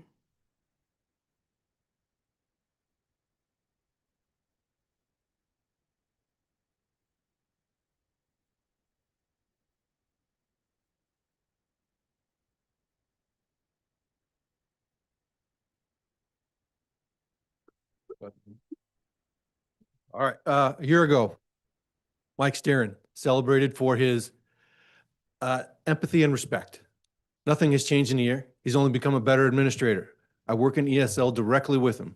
I worked with him quite a bit. Solving a problem, working to solve a problem that is an emphasis in the state of California. It's an emphasis in most states in the United States. Mike worked tirelessly on this, and we achieved success. We grew, we progressed. His reward for that was humiliation. But we don't do that in this district. I know that because it's right there. Integrity and ethical stewardship.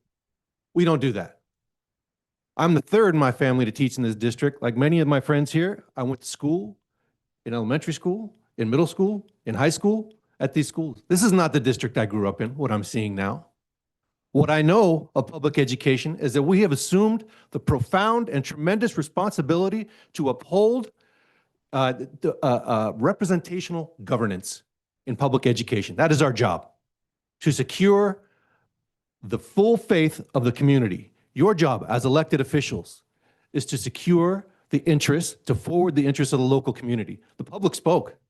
You were given a mandate and you became faithless electors.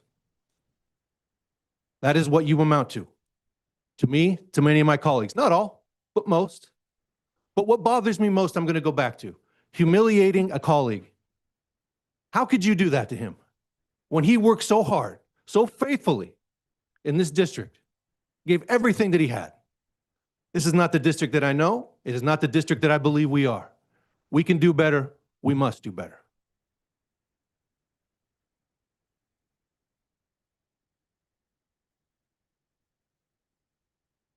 Good evening, board members, superintendent, community members. A lot of what I have said, with what I plan to say, a lot of people have already have already said, so I'm going to summarize. But I just want to mention, we come before you tonight, not only as educators, but as advocates for transparency, integrity, and the values our district claims to uphold.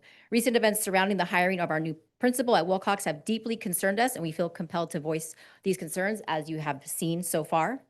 We were very alarmed by the lack of transparency in the decision-making process. It was already mentioned, Board Policy 4111 states one candidate shall be president by the superintendent.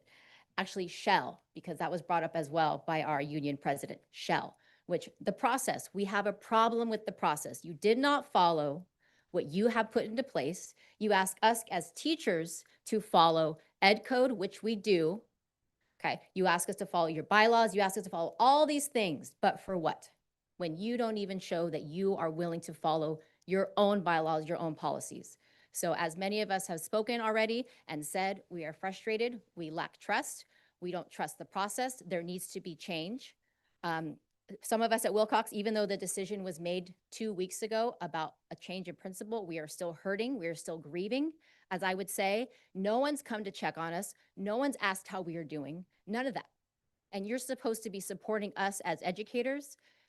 Not only are educators frustrated, I've talked to families, I've talked to students. It was a shock because the candidate that put his name forward has done amazing, tremendous things for the past few years that he has been with Wilcox.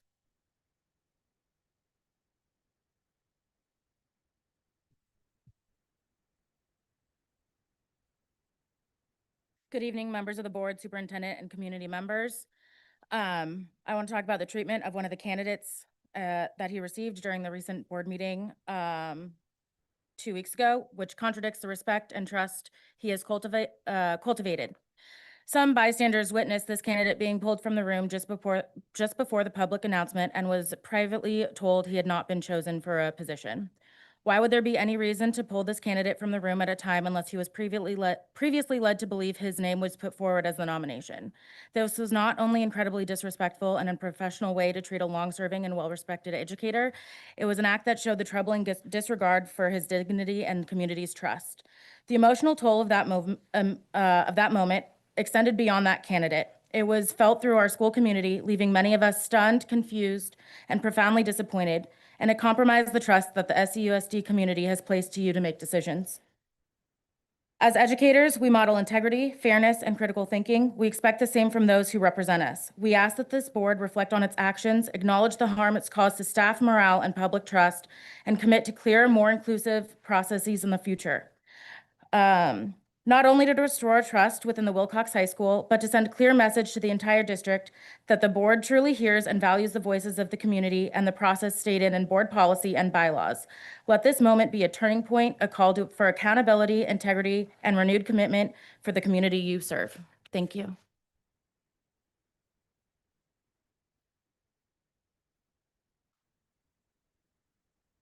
Jeff Moralt, Andrea Cabello, and Ian Jackson.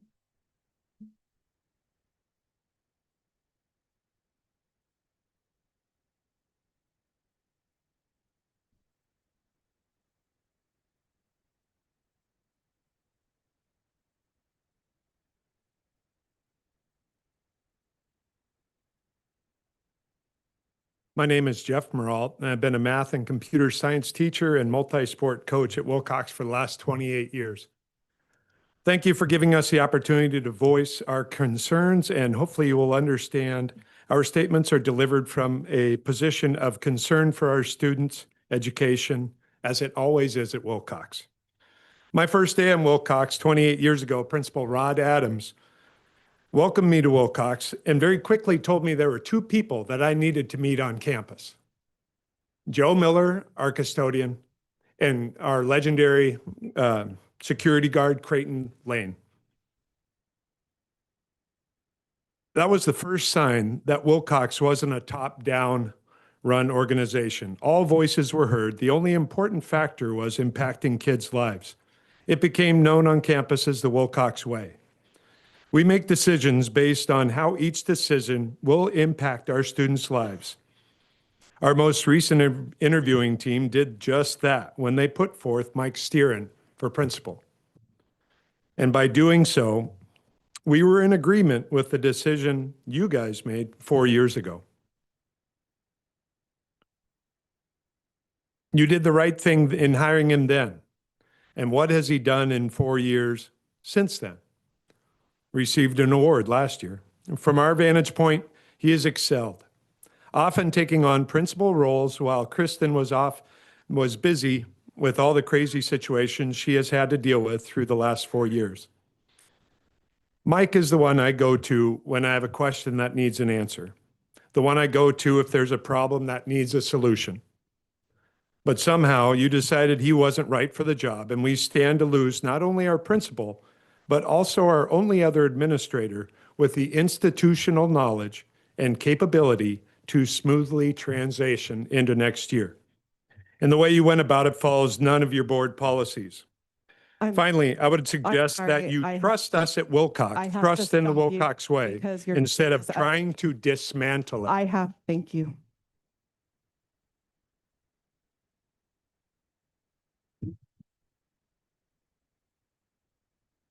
Good evening, board.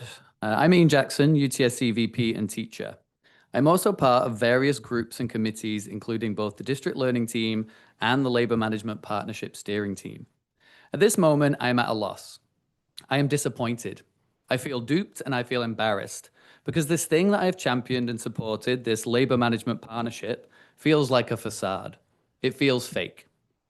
I've sat in rooms and on committees with many of you, all where we have collaborated and made joint decisions, and my contribution has felt valued.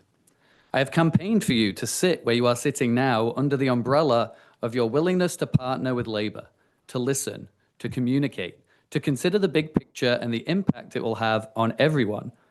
I no longer believe that to be true. In recent weeks, there have been 3 examples of your egregious disregard of the Labor Management Partnership. and the collaborative processes and subsequent recommendations that stemmed from them. 1, the Calendar Committee recommendation.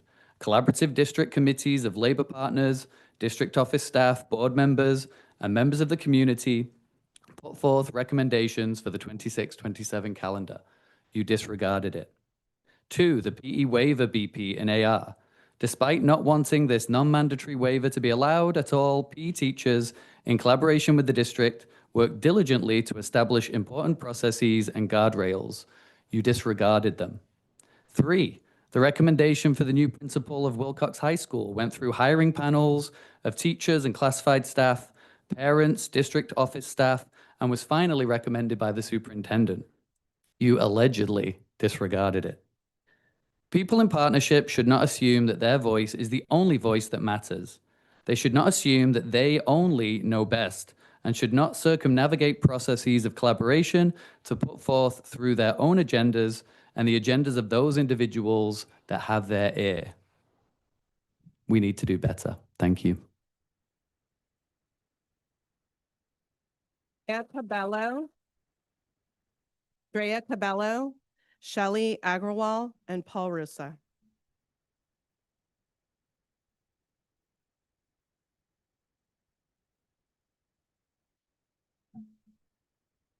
Sorry, let me go back. Good evening, board members. My name is Shelley Agrawal, and I come to you not just as a parent or an employee, but as someone who's born and raised in Santa Clara. My kids went through our schools, I went through our schools, and I'm deeply invested in this community. We elected you to represent us, our families, staff, and students. You asked us to get involved. You created committees, sent surveys, and sent our input mattered.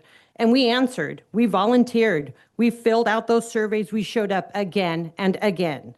We dedicated countless hours crafting meaningful, practical solutions grounded in real-world experiences. We truly believed our involvement could help build a stronger future for our schools.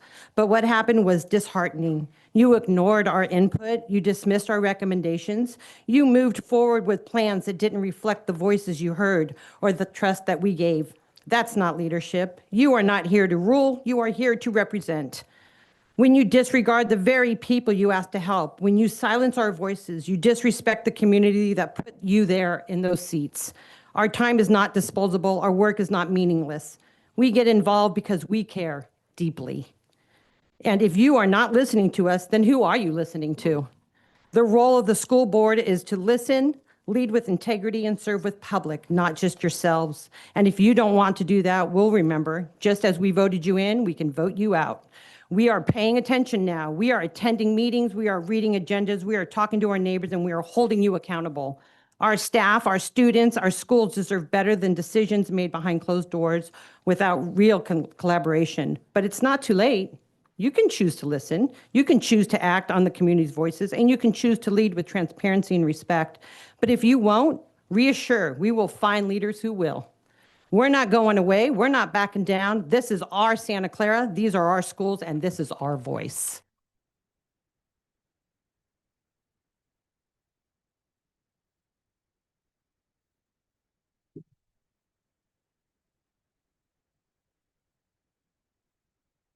Tough one to follow. I think first off, I heard the word kind like 100 times today, and last week was the most unkind thing I've ever seen. The other thing is I'm not going to go over everything I had. I mean, Wilcox has spoken, and I think what we really would want you to do, what you've been doing, because you like waving your magic wand, wave your magic wand again and make this right. Figure out a way to make everything right. Because years ago, teachers will joke about having a crazy board, and we built coalitions to get rid of that crazy board. This is the first time we felt like that in a long time. So hopefully you can wave your magic wand and make it right.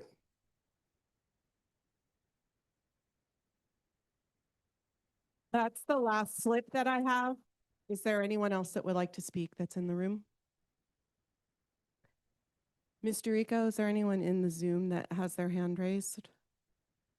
No? Okay. Then I will close public comment on unagendized items, and the board will take a 10-minute recess.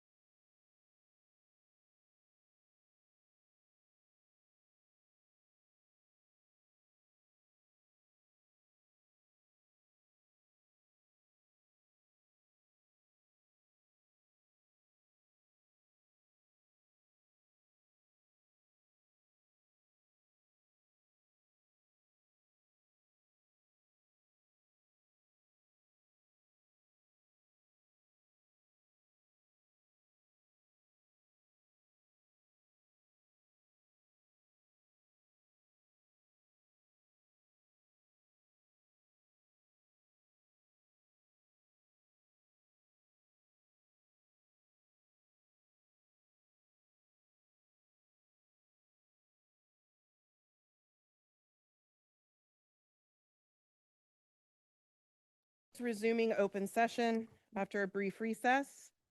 We will move now to item H1, public hearing and presentation for the 2025-2026 annual update to the 2024 through 2027 local control and accountability plan, the 2025 federal addendum, and 2025 LCAP budget overview for parents. May I get a motion to open the public hearing? So moved, Rotterman. Second. We have a motion and a second. Trustee Canova? Trustee Fairchild? Yes. Trustee Muirhead? Trustee Rotterman? Yes. Trustee Ryan? Trustee Watanabe? Yes. Student Trustee Brown? And I vote yes. That passes 7-0 with Student Trustee Brown also voting yes. Mr. Stam. Thank you. Good evening, President Lieberman, trustees, Dr. Waddell, Ms. Burrell, Ms. Brown. I know the hour is late, and I will do my best to speak as quickly as I can, and I have shaved slides from the presentation. We are presenting the annual update to the LCAP and the budget overview. This has been a team effort, and I'm pleased to recognize the work of Cameron Lewis, our Director of Data Assessment Accountability, Dr. Kathy Knavel, Assistant Superintendent of Ed Services, Dr. Brenda Correa, Director of Student Services, and Shani M., Director of Fiscal Services. This public hearing and presentation is required by California Ed Code to occur annually prior to the meeting at which the LCAP is presented to the board for action, which this year will be at the June 12th board meeting. Here's the outline for tonight's presentation. I'll provide a brief reminder of what the LCAP is, the LCAP development process, key themes from the input that we solicited from staff, students, families, community partners, as well as some board members. Thank you. We will be presenting the LCAP actions, investments, and expenditures, and we will be sharing the new local metrics that we have created to better assess our return on those investments. And finally, we'll provide the budget overview for parents. The two state required elements of tonight's public hearing are the annual update itself and the budget overview for parents. The budget overview provides a high-level description of revenue and expenditures overall and for high-needs students. In addition, there is the federal addendum which describes the alignment of federal title funds allocated to the district with the district's LCAP. All three are posted on the district's website, and the annual update is available online for public comment until June 6th. The LCAP is how the district shares with the board, staff, and community which programs and services we are investing in using state funds set aside through the local control funding formula to achieve positive outcomes for our students, in particular, our English learner students, students from socioeconomically disadvantaged households, students in the foster care system, and students experiencing homelessness. The process of developing and updating the LCAP involves engagement of key staff and community partners for input and feedback. There are 8 state priorities for the LCAP that must be addressed. Most are self-explanatory. However, some are not. Basic services in the orange include student access to credentialed teachers, appropriate instructional materials, and safe, properly maintained facilities. Course access in the orange ensures that all students have broad access to courses in all required subjects. And other student outcomes in the green include locally developed metrics specifically for our LCAP, and that is a focus for tonight's presentation. I know that at the May 8th board meeting, the board appreciated Amy Herron's Costco analogy to describe the counselor's approach to providing both universal and targeted supports to students. That is, Costco offers a core set of items at every store everywhere, or Tier 1, while also offering regional specialties found only at certain stores, depending on where you live, which is Tier 2. Continuing with the shopping theme, I would like to use the analogy of a farmer's market in describing our board's data presentations. When we go to a farmer's market, what is available to purchase is dependent upon the season. For example, you can't buy cherries or peaches in December, and you won't find pumpkins in June. Sometimes you won't find what you need to try out a recipe and have to wait. Thus it is with student data in the state of California. Data becomes available at different times of the year, and it doesn't always sync well with other calendars, such as budget and staffing cycles. State dashboard data becomes available in the fall, but we are making staffing and budgeting decisions in the spring. Not ideal. So we've developed some strategies to address this challenge. One strategy is to set out multi-year goal horizons with benchmarks to check progress along the way. The LCAP is a 3-year plan with 3-year outcomes, which give actions and investments some time to demonstrate impact or lack thereof before decisions are made to change course. Also, we are creating a battery of local measures to assess our progress more frequently and more in sync with the school year. The new LCAP design for the first time has allowed us to more directly connect these measures to our goals, actions, and investments. And we've also created data drops and presentations during the year to provide the board, our schools, and community with fresh data in season to inform our continuous improvement efforts. You can see next year's presentation calendar on the slide. We will share our state test results in the fall when they arrive. Tonight's annual update will focus on local progress data. We have invested in significantly increasing our data collection to help us assess impact and effectiveness and to make data-informed decisions going forward, which I know is a priority of this board and district leadership. Our 3 district-wide LCAP goals remain unchanged. Goal 1 focuses on academic achievement and closing gaps.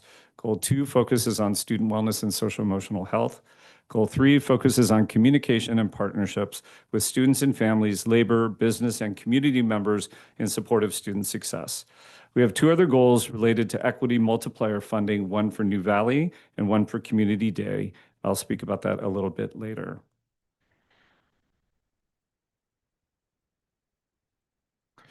This was a development process and timeline for the annual update. It is similar every year. The District Advisory Committee meets 4 times to review student data and constituent input and make recommendations regarding the LCAP.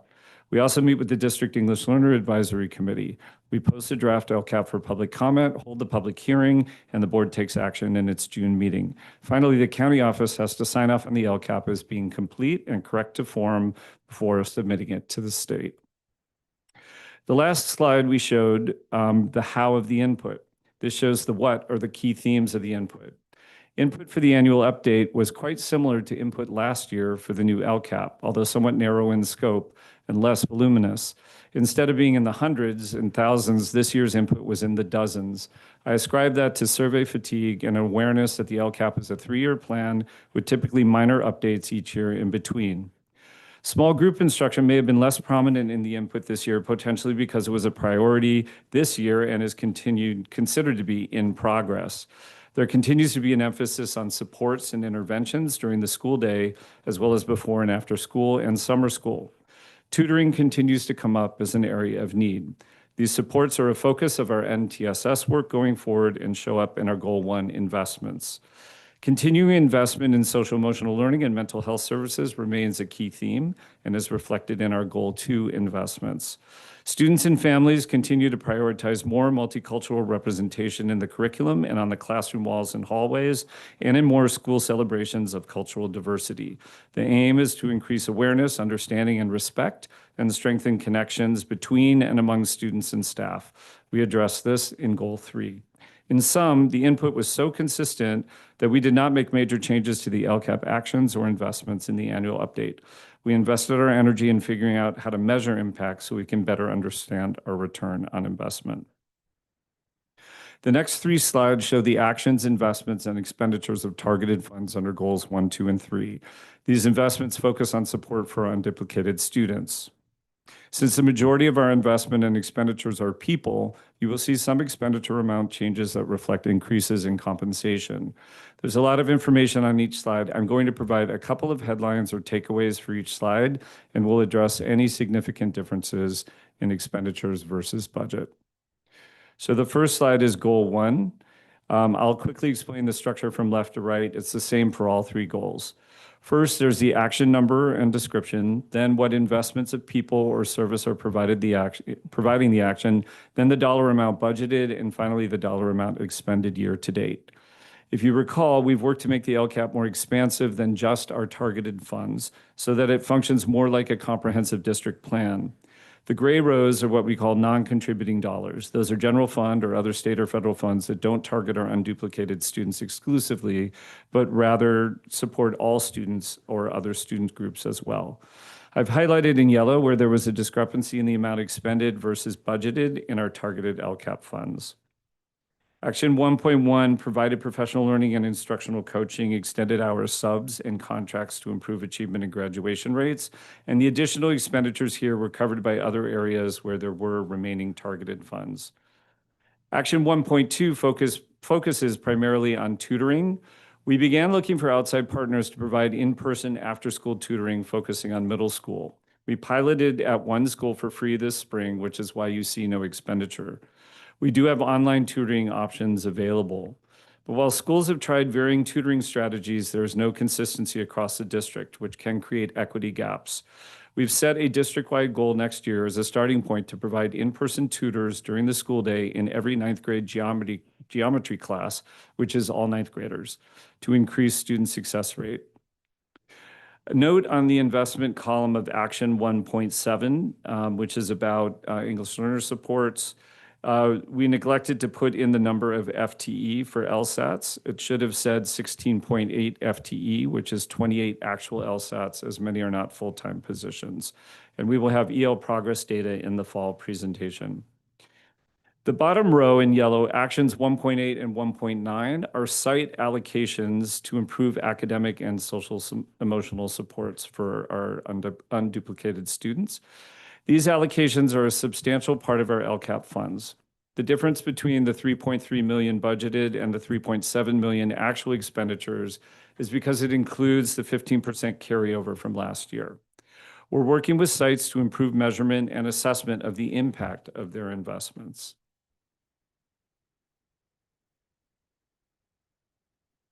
In Goal 2, focused on student wellness and mental health, you can see from the gray rows that our professional learning, mental health and wellness services and safety and security measures are primarily funded from the general fund or other state or federal grants.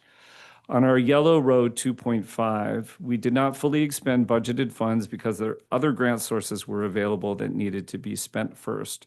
The remaining balance went to offset additional costs elsewhere from increased compensation. We'll share the local metric and year one progress data right after this section.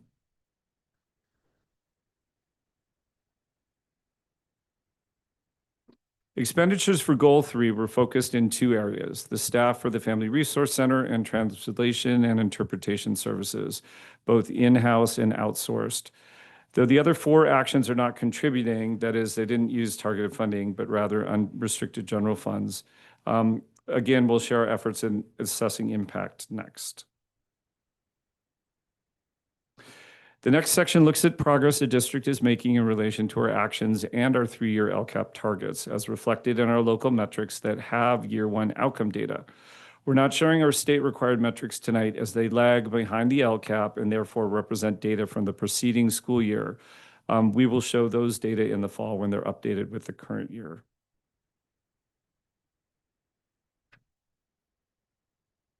The local metrics associated with actions 1.1, 1.2, and 1.5 focus on student access to district programming by examining student enrollment in those programs.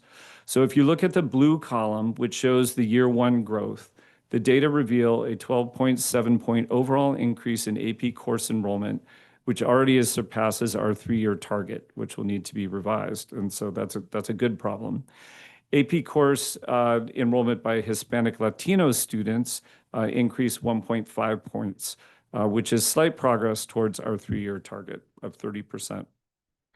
Under Action 1.2, the percent of unduplicated students attending before and after school programming increased, particularly among economically disadvantaged and Latino students, respectively by 30.6 points and 21 points, significant growth. Students enrolled in a CTE pathway increased 1.7 points overall to 27 points, but still distant from our three-year target of 60%. These metrics look at the percent of students meeting their typical growth targets in iReady Reading and iReady Math. We're using these as one way to assess the impact of our targeted allocations to elementary and middle schools. As you can see in the blue column, we see some growth over the previous year students in both overall, 2 percentage points to 56%, and English learners up 3 points to 54%, and economically disadvantaged students up 8 points to 52%. In math, we did not see much growth from the previous year. We did, however, see strong growth by our long-term EL students in both ELA and math. They are not included in this side. I believe 12 percentage points in ELA and about 7 percentage points in math. So that is good news. Moving on to goal 2, these metrics look at the number of schools that are meeting fidelity or making progress toward meeting fidelity on the PBIS tiered fidelity inventory. PBIS, or positive behavior interventions and supports, is the core of our behavioral MTSS efforts in our district. And the inventory is how we assess how well PBIS is operating in a school. As you can see in the blue column, we made growth in both elementary and secondary schools such that over half of our elementary schools are meeting fidelity and almost half of our secondary schools are making progress toward meeting fidelity. This represents significant growth in 1 year, given how recently many of our secondary schools have begun implementing PBIS. Moving to goal 3, action 3.3 is about the number of Family Resource Center contacts and services. We revised the target for the number of FRC events because we had already surpassed the year 3 outcome. But the first row shows a substantial decline in the number of families serviced. So the main reason for this is a shift in how the Family Resource Center is providing services.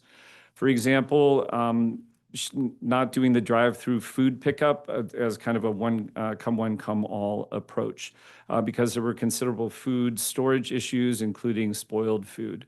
So the FRC has really shifted their focus to reaching out to the most high-need families and to providing a more comprehensive set of services of those families. So a more equity-based quality over quantity approach. And that accounts for the reduction in the numbers. In the bottom 2 rows, the number of interpretation episodes went up because from the baseline, but the number of language line requests went down. This is actually a desired result. As more schools utilize our interpretation services, the need for language line requests reduces. For example, this year our district translators have been able to assist with more SST meetings, and therefore language line requests are not needed, reducing contract costs.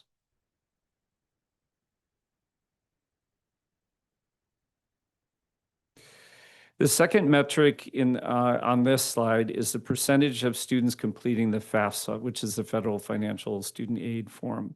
This has gone down substantially, almost 15 percentage points, we believe due to concerns by students and families about sharing private information in the current climate. In addition, there have been issues with the government FAFSA website operating currently. This is an area of concern and focus for our counseling teams. So this section shows new metrics that were not in the original LCAP or we had to revise due to a measurement error or realized that it wasn't capturing the data that we were seeking. This is part of our evolving work as we create a robust local set of measures beyond what the state requires and that provide actionable data for our teachers and our other staffs. And we are learning along the way. I'm skipping some of these slides in the interest of time, but they are available for your perusal. After feedback from our educational partners, we replaced survey questions from the California Healthy Kids Survey that measured social emotional learning with questions from the Developmental Relationships Survey that measure a sense of belonging. Questions include, I feel like I belong in this school, I feel like I'm part of a larger community at this school, and I feel known and valued at this school. These questions are on a 100-point scale. The closer to 100, the stronger the score. Results reveal a stronger sense of belonging among our students at our elementary schools at 71 points than at our middle and high schools at 62 and 61 points, as well as the need to address the lower levels of belonging expressed by our students with disabilities and economically disadvantaged students, particularly in our secondary schools. We'll work with sites on training and other strategies to improve outcomes in this area and in the following areas in the next slides. Next year, we will have growth data on these and the other metrics. You may ask, why do we favor the DRS over CHICS for this type of data collection? We'll be able to conduct the DRS survey each year. We can customize the question set, and the data is disaggregable down to the student level. All of this allows for better use of data to inform action at the site and district level. However, we're not completely abandoning the CHICS. There will be core CHICS questions to accompany DRS questions as we move forward. Similar to the last metric, we replaced CHICS questions with DRS questions that measure culturally responsive environments. These questions address constructs such as We learn how to work with people of different backgrounds. All people are treated fairly, no matter who they are. I'm encouraged to get to know kids with different cultures and backgrounds, and my teacher and other adults at my school enforce rules fairly. Results follow a similar pattern as a sense of belonging, with our elementary schools at 71 points, our middle schools at 65, and high schools at 64. And there's also a need to improve outcomes for students with disabilities, economically disadvantaged students, and English learners. This metric focuses on student survey responses around experiencing bias or discrimination by peer or staff member. So the question asks, when you're at school, are you looked down on or treated badly for any of the following reasons: my race, my gender, my age, my sexual orientation, or another reason? The good news is that fewer than 1% of upper elementary school students responded in the affirmative. This is in contrast to our middle and high school results. The highest percent of middle school students reporting bias and discrimination by peers is among our English learner students and students with disabilities, both at 34%. 21% of students with disabilities at the middle school level reported bias and discrimination by district staff, which is the highest across all school types and targeted student groups. These data allow us to work with schools to better focus efforts where the need is greatest, because we can also take this down to the school level and even to the student level. At the high school level, we see that the highest percent of high school students reporting bias or discrimination from peers and staff is among our English learner students at 32 peer and staff, and our long-term English learner 34% peer and staff.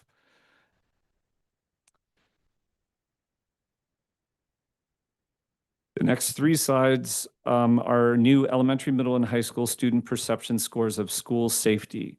The questions include: when I'm at school, I feel physically safe from things like violence or getting hurt. I feel emotionally safe from things like teasing or being called mean names. I can be myself without worrying about being bullied. Again, the score runs from 0 to 100, and our baseline, this is baseline data, so we don't have growth data yet, shows elementary students at 62 overall, with some variation among student groups. Our middle school baseline score is at 57, which is a decrease from 62 in upper elementary.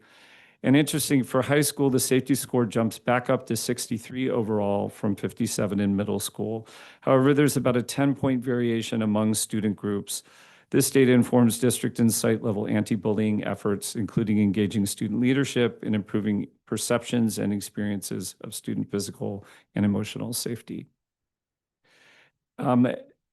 Lastly, after receiving student feedback regarding our previous efforts to measure cultural representation, we created a new baseline metric using the DRS survey. And this looks at the percentage of students reporting completely true or mostly true when responding to the following question: my teacher or adults at my school consider cultural needs and practices, and I'm encouraged to share my own culture or background. The results reveal that overall 86% of grades 4 and 5 students agree with these statements. 83% of our middle school and 83% of our high school students also agree, with about 5 points in variation among student groups. This represents a solid foundation on which to build.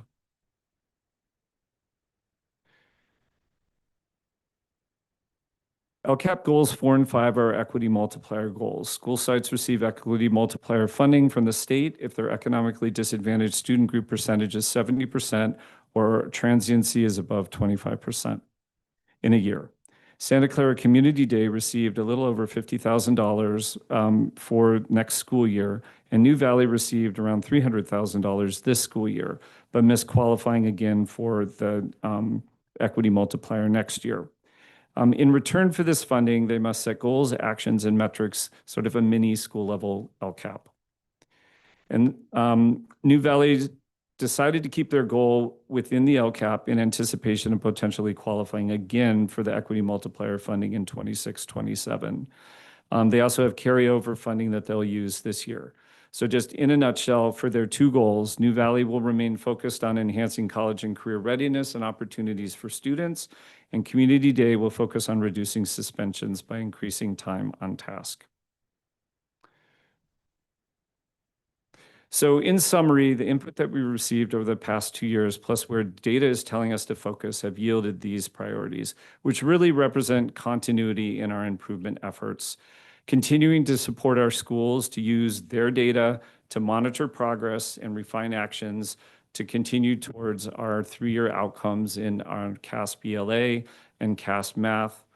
To focus on actions where we've seen less systemic progress, that's multi-tiered systems of support and addressing bias and fostering multicultural understanding.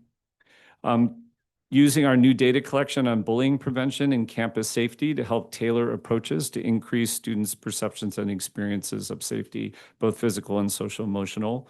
Continuing to elicit our Latinx student and newcomer student voice and agency as they're telling us what is and is not working for them in our school district and our sites. And then lastly, continuing to look at site allocations, both the allocation of resources and availability of professional development, both equity and sufficiency. And then very finally, just quickly, the budget overview for parents.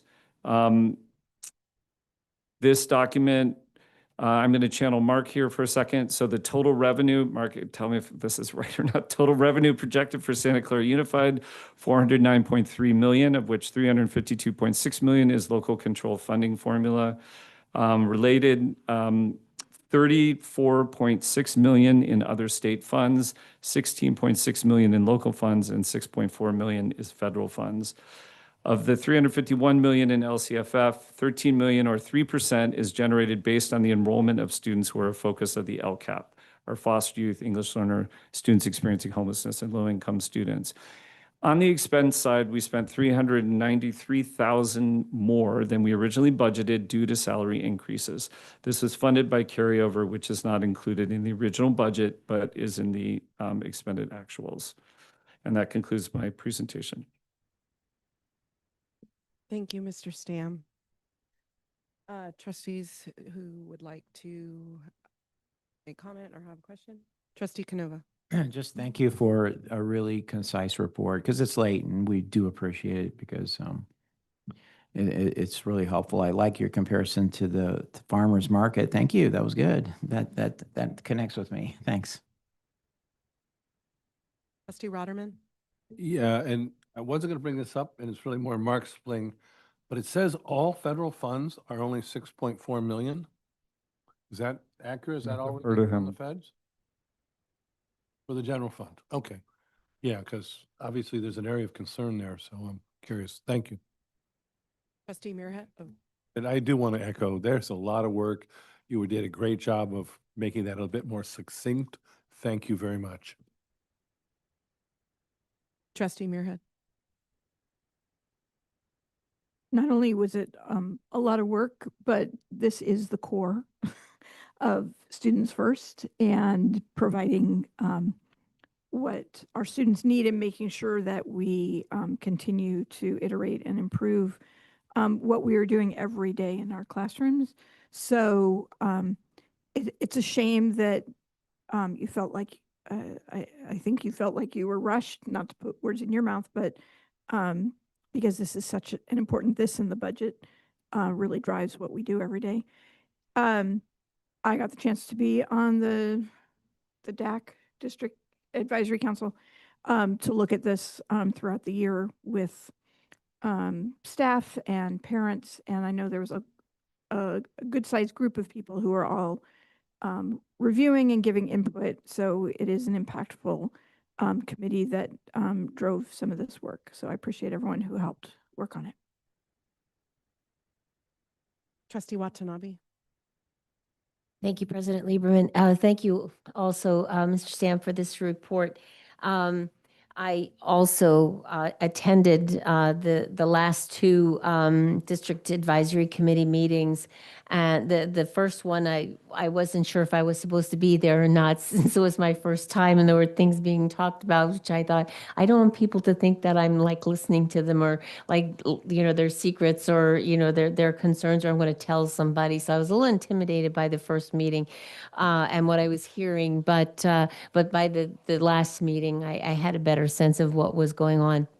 And I do appreciate, you know, the priorities. I mean, in the short time that I've been here and talking to parents and students and even teachers, I'm glad that a lot of the priorities that are on this list are things that I'm hearing, and as I, you know, just reach out to the community and spend time. So one question I do have regarding, and you don't have to answer it now, but because it might take some time to figure it out.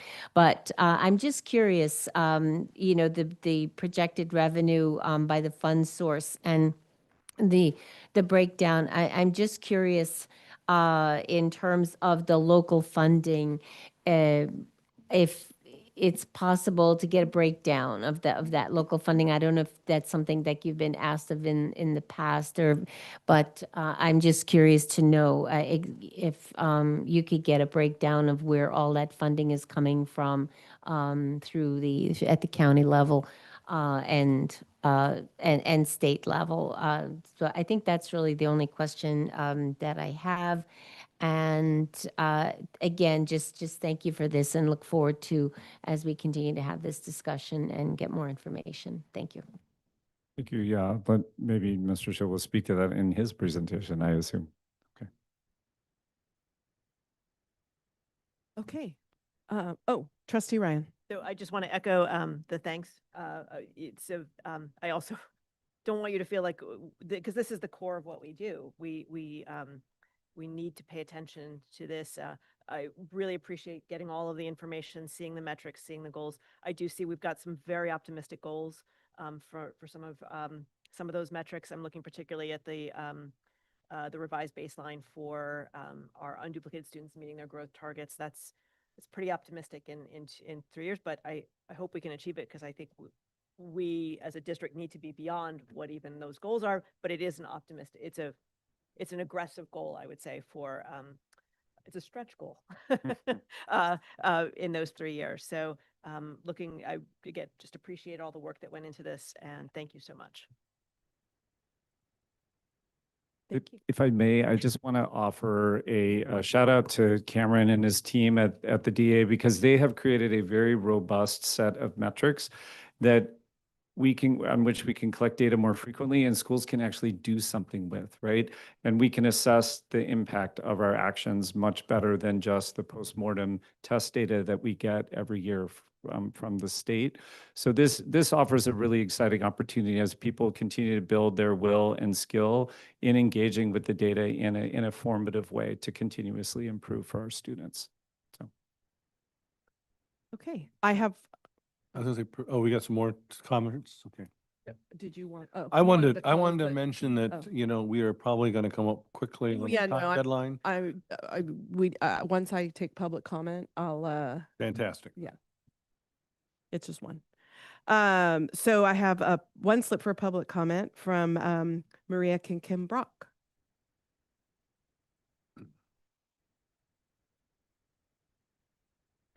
Past my bedtime, maybe past yours. But hello, trustees.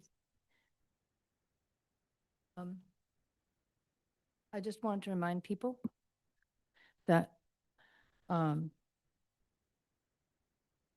professionals who spend the most time with students are the classroom teachers, and say that our district made a huge step forward adopting UFly and giving 1 day of professional development to all K-2 teachers. But the LCAP and the 150-page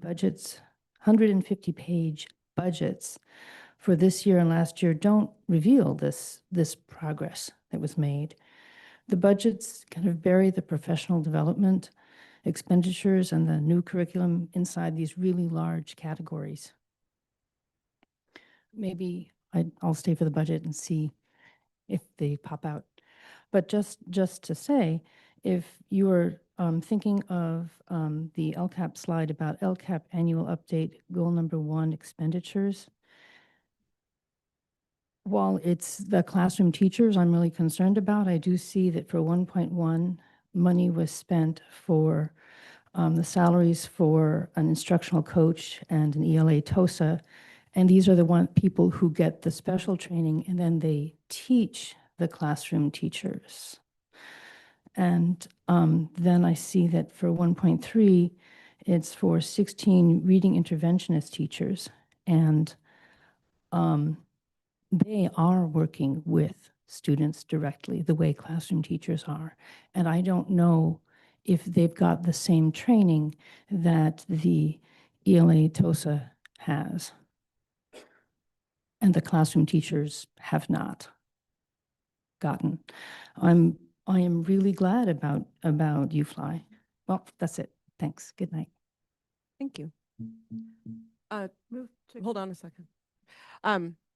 Ms. Dorico, is there anyone in the Zoom? Okay, thank you. Okay, move to close the public hearing. Second, Rotterman. okay, I have a motion, a second. Trustee Canova, trustee Fairchild.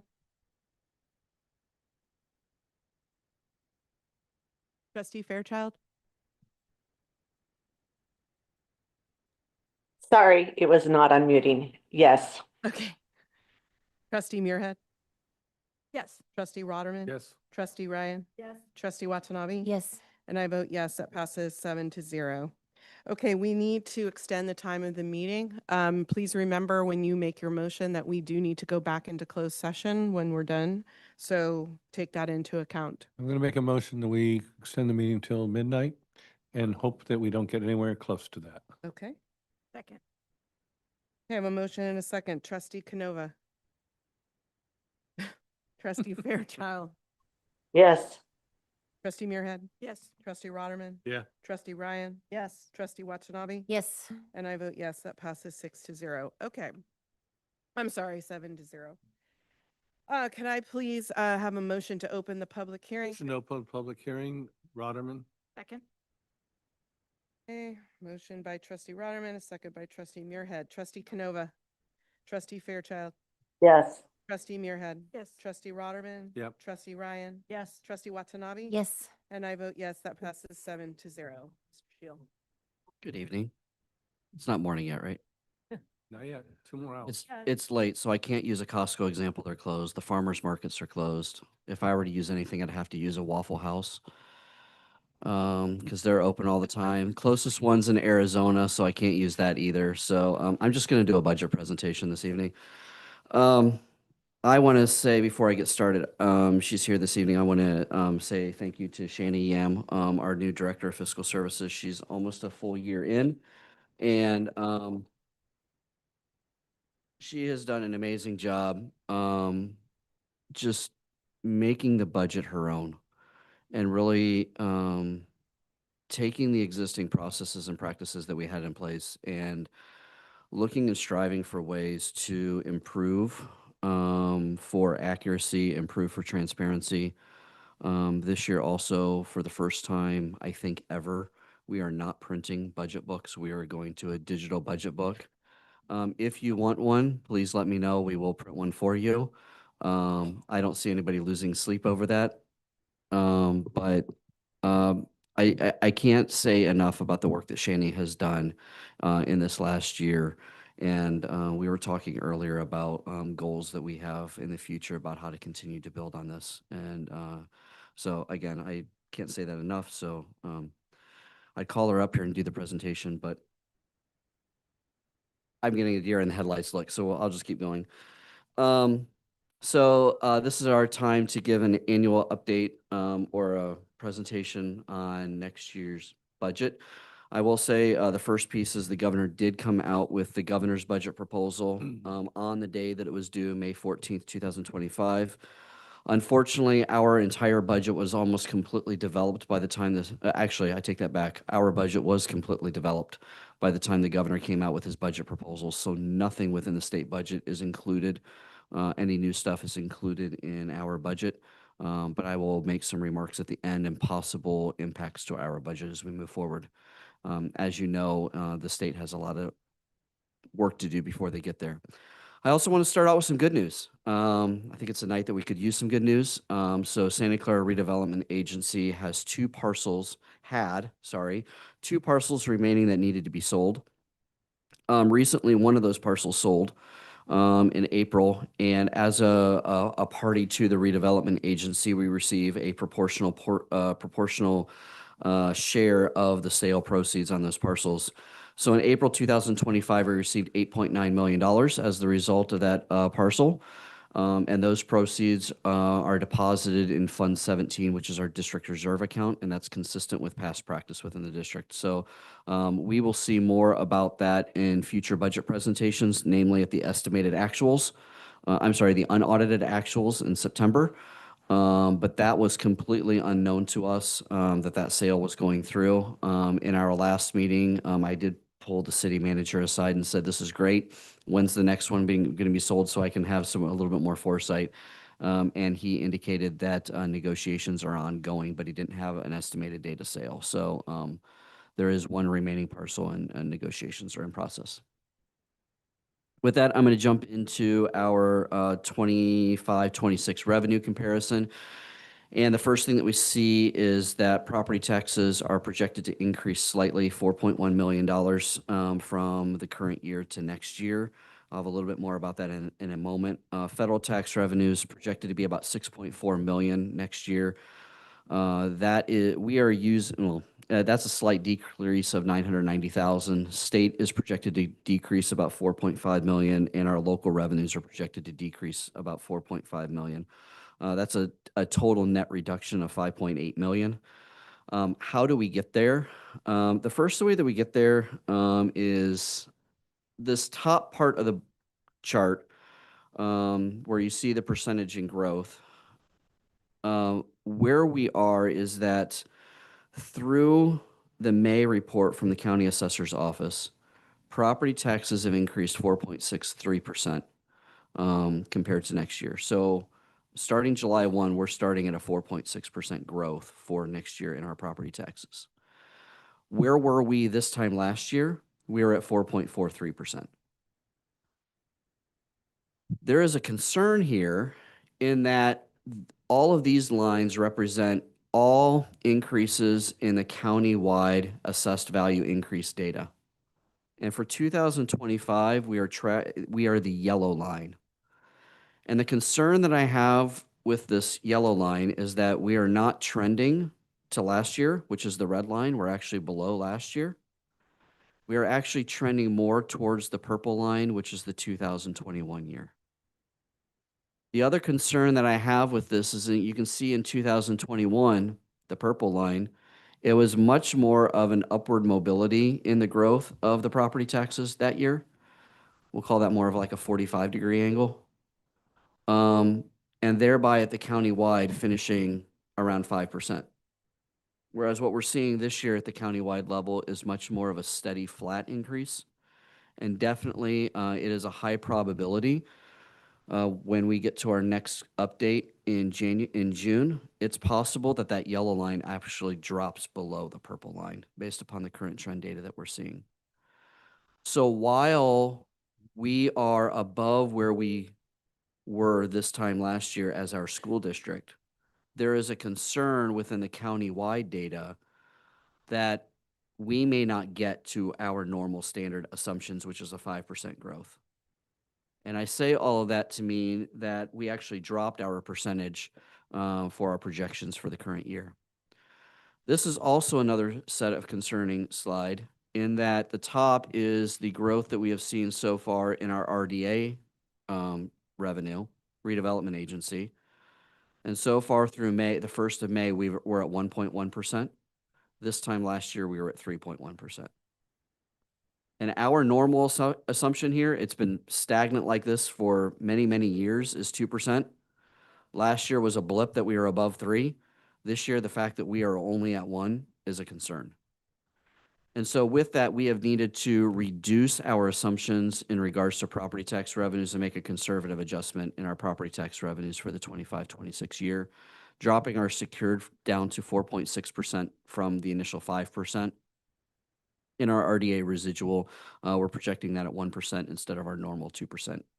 I'll have a little bit more to talk about this later. This results in about a we'll call it a $4 million increase in projected revenues, property taxes next year. Within the federal assumptions, and Trustee Ratterman alluded to this, we have, there's a lot going on at the statewide or at the federal level and hypothesis hypotheses. It's late. In regards to what's going to happen with federal revenues, and right now we're in a waiting game. We do receive a little over $6 million in federal revenue that hits the general fund. Most of that is our special education revenue. And what we have heard in the latest proposal is that federal revenues associated for special education are not projected to decline. Those are projected to remain whole. Our next largest federal funding source is Title I. There is proposed reductions in Title I. In the areas that we receive Title I funding, there wouldn't be a significant impact to us. At this point in time, we are in a waiting game until we figure out what happens at the federal level. Throughout the forecast period, for right now, we are assuming both revenues and expenses, similar to an ongoing funding source, what we expect, and then we'll make appropriate adjustments when we get more information at the federal level. Trustee Riderman also alluded we receive additional federal revenue as well. The rest of it is primarily, there's a little bit in the adult education program, but most of it is in our child nutrition services program. As of right now, it's been radio silent at the federal level in regards to proposals to increase or decreases or no change at all at the federal level in regards to the child nutrition services program. So we're kind of in a waiting game right now. Absence information, we have projected a continued funding source from our current year, and we'll make adjustments when we have more information.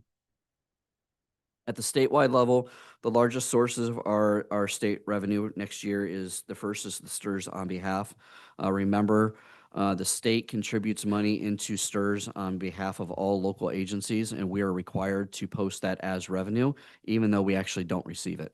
So we 16.7 million of our statewide revenue is revenue that's actually gone straight to STRS and it doesn't even hit our books. And the expenses also corresponding are in our financial statements as well. Our Expanded Learning Opportunities program next year is projected to be 4.2 million. That is a significant decline from this year. This year we received over 6 million. So we are anticipating a significant decline in the ELOP program revenues. Transportation reimbursement remaining relatively flat at 4 million. Restricted lottery, or both restricted and unrestricted lottery combined at $4 million. And then our ACES program at 1.2 million.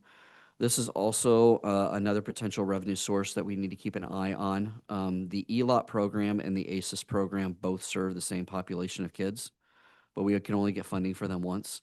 And so if we're meeting the initiatives of providing the funding under one program, then we don't meet the obligations under the other, and we potentially lose funding sources. And so we're keeping an eye on both the ELOP program and the ACES program to determine the potential financial impacts to the organization. As for local revenue, most of our local revenue is in the all other category. Consistent with past practice, we project that at about 74% of the prior year because most of that is donations that comes in. So we project that, and then we'll keep an eye on it as donations come in. Leases and rentals, $752,000 decline. We do receive a significant amount of leases and revenues that come in, but we can't project that that's going to continue year after year after year. And a significant amount of that actually comes from our portion from the revenue sharing agreement that's in place for the convention center. And so we bring down our projections a little bit, and then we wait to see how that revenue materializes within the convention center. I do know that the city has some pretty big, robust plans in place in an effort to try to actually increase the amount of use and within the convention center, and that would have a benefit on us and our proportional share of that as well. And then interest revenue, we're proposing to remain unchanged. We're hopeful that interest earnings will remain sound as we move forward. This next slide shows a comparison of our revenues year after year. And Trustee Watanabe, this goes a little bit to your slide in regards to where does our funding come from. So the predominant source of our funding, $350 million next year, is coming from our local property taxes, and total revenues is $409 million projected for next year. I have some interesting stats here for you that in 2021-22, property tax revenues made up 78% of the total district revenues. In 22-23, 78%. In 23-24, 78%. 24-25, 86%, and next year it's projected to be 91%.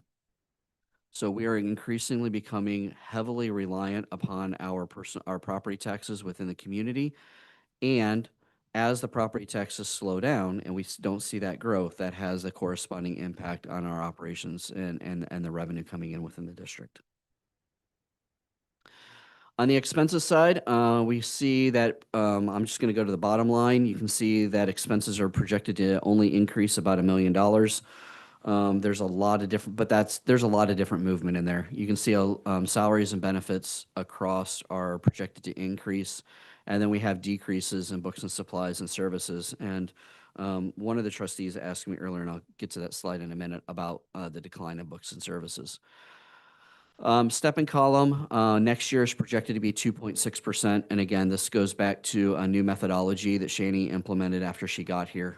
She has taken every employee that we have in the district and populated them on the salary schedule and projected based upon where they currently are on the salary schedule, what their salary schedule movement would be and the financial impact of that. And she has done that for every year of the financial forecast. And so in the past, if we assumed it was 2.6%, we assumed it was 2.6% of every year of the multi-year projection. Through that additional analysis, we have a more accurate representation of what is projected to be as the result of step and column for all employees in the district. Raises for the current year, 24-25, have been included in the budget, but obviously negotiations have not started for 25-26, so nothing is included as a result of any type of agreed upon financial impacts for 25-26. On employee benefits, you can see employee benefits are expected to increase 5.5%.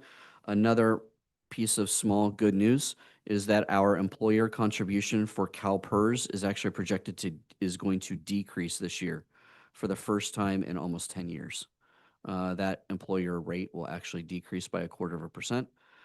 It goes up slightly, and I'll have more information shortly. Most of the $5.5 million increase here is associated with the STRS on behalf payment, as well as the increase in the medical insurance contribution that we negotiated last year, and then finally the STRS and PERS and medical insurance costs for new employees that are being hired next year. Books and supplies. This is one of the questions one of the trustees reached out to me and said, "Hey, this looks interesting."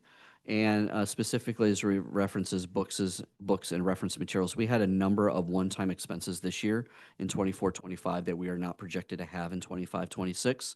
So that is the reason for a drop here in both the books and supplies and materials and supplies as well. Also, some of this is attributable to donations that are received within the district. So as we receive additional donations for supplies, we'll put the donation revenue in, and then we'll increase the budget later on down the road. We do have some one-time expenses that are included in the budget next year. We have a large device replacement, both for staff and students, and that's $2.8 million is included in the budget. We have a network infrastructure upgrade of $1.3 million that is included in the budget. New TK classroom furniture for the final implementation of the TK program, that's $150,000. We have some additional makerspace and immersive learning devices of $100,000, school safety equipment, and then also $5.5 million that are carried over from the adopted budget last year. So those are some additional one-time expenses that are included in the projected budget. In services and operating, again, projected to decline about $1.5 million, and there's a lot of red numbers on there. And I put a box around the insurance because when we got information from our insurance carrier, they initially projected that we would be seeing about a $120,000 increase. And again, this is just kind of how the fluidity of the information happens. I was in a meeting last week with the insurance carrier, and they said, yeah, it's probably not going to be a $120,000 increase. It's probably going to be more like a $60,000 decrease. So that's a $180,000 swing that isn't reflected in this budget. It's not finalized yet, but that's another one that would turn from an increase to red being a decrease over the current year. So, and that has to do with, and I have to say a big shout out to another one, Sweecar Simpson, who is our risk manager. She has done an amazing job of trying to control our various claims data. And for the first time in many years, our XMOD rating, which is the factor that's used in order to determine your risk within the industry, If you're above 1, it's bad. If you're below 1, it's good. And we are at a 0.91. And she's done an amazing job within the last year of really trying to bring our ex-mod rating down within both there and also within workers' compensation as well. So our combined general fund expenses, last year, current year, next year, last year was at 409 million, current year 456 million, next year projected as of right now to be 457 million. This isn't necessarily great news, but you can see here that estimated actuals show that we would finish this year deficit spending of about 41.3 million. And based upon this current information, we would have a 48.2 million. And so that's an increase of about $6 million. In addition to that, this is a change from the second interim report. As the result of the raises that were provided this year, the Adult Education Fund is now going to need a transfer of about $76,000. So that is currently reflected in the numbers that you're seeing this evening, and there will be a resolution on the next board agenda to effectuate the transfer of these funds from the general fund to the Adult Education Fund. This is a piece, in addition to that, it is projected that next year, both the Adult Education Fund and the Child Development Fund will both need transfers next year and contributions from the general fund. As of right now, the Adult Education Fund would need a little more than $200,000, and the Child Development Fund would need a little more than $100,000. However, the problem within the Child Development Fund is much larger than that. But they have cash reserves that we can use first to try to minimize the cost impacts that it'll need from the general fund. This is some good news. Back in 2022-23, the district received some one-time funds from the district or from the redevelopment agency. And the board at the time asked me to develop a recommendation of what to do with those funds. And I worked with our associations and our superintendent at the time and presented a plan to the board that funding be put into our Fund 20, which is for other post-employment benefits to pay for insurance costs for our retirees, both current and future retirees. And the goal of that is that you, in the future, minimize your cost to the general fund as you move forward, because that sits us over there, it gains interest, and then as it continues to grow, then you've got a way to go ahead and offset that cost in the general fund. As the result of the board supporting that plan and being implemented by the staff, this year we are transferring $1.2 million from Fund 20 back to the general fund to save $1.2 million in this year's budget. So really proud of, again, the work of the team, and glad that we were able to do that and save the general fund this year.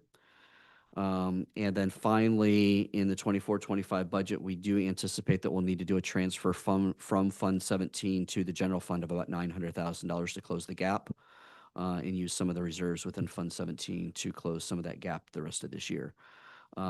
We will have a resolution on the next board agenda with that estimated dollar amount, and then between there and the unaudited actuals, that we anticipate that might slightly decrease, but we need to have the resolution in place before the end of the fiscal year to allow us to close the books. Moving into the multi-year projections,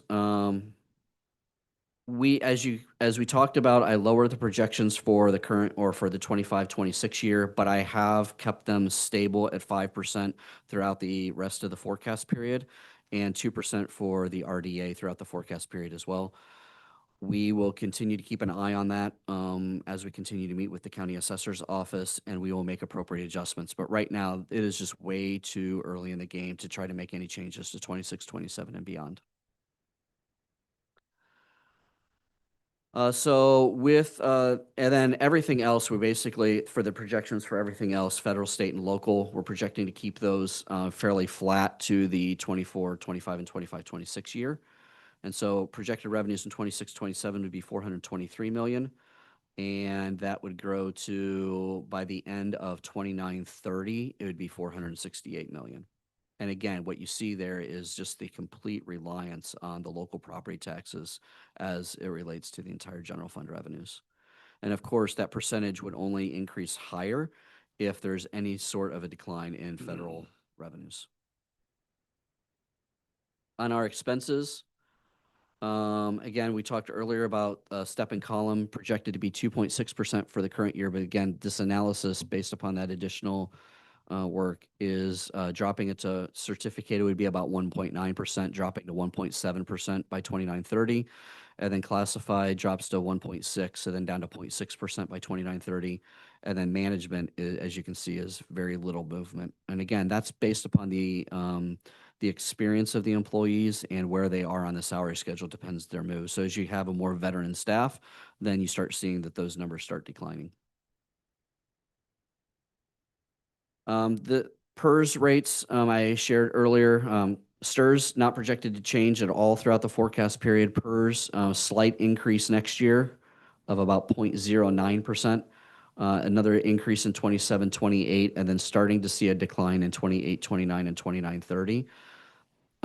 CalPERS, when they did their last report, they were thrilled to be able to show this, but they put a big question mark and asterisk on this, indicating that it's all based upon investment earnings.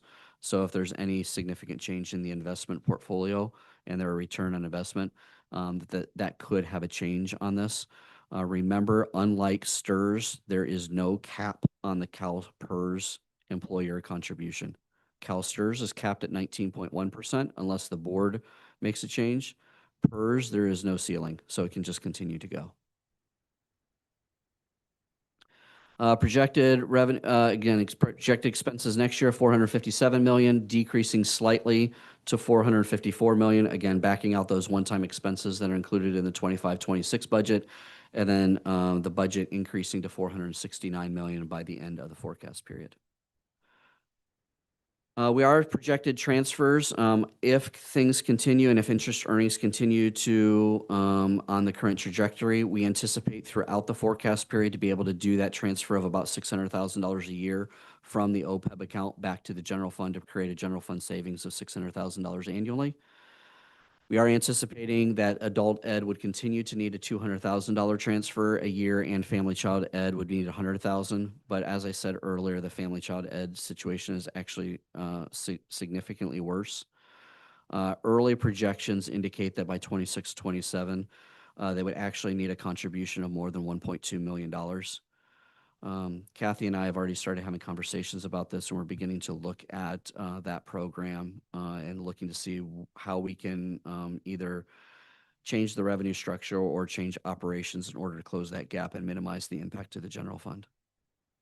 That $1.2 million is not reflected in the current MYP. The only thing that is included right now is the $100,000. This is a graph that I started using a couple years ago. The blue bar is projected revenues throughout the forecast period, and the green bar is projected expenses. And so what we see here is that expenses throughout the forecast period being greater than the projected revenues in each year of the forecast period.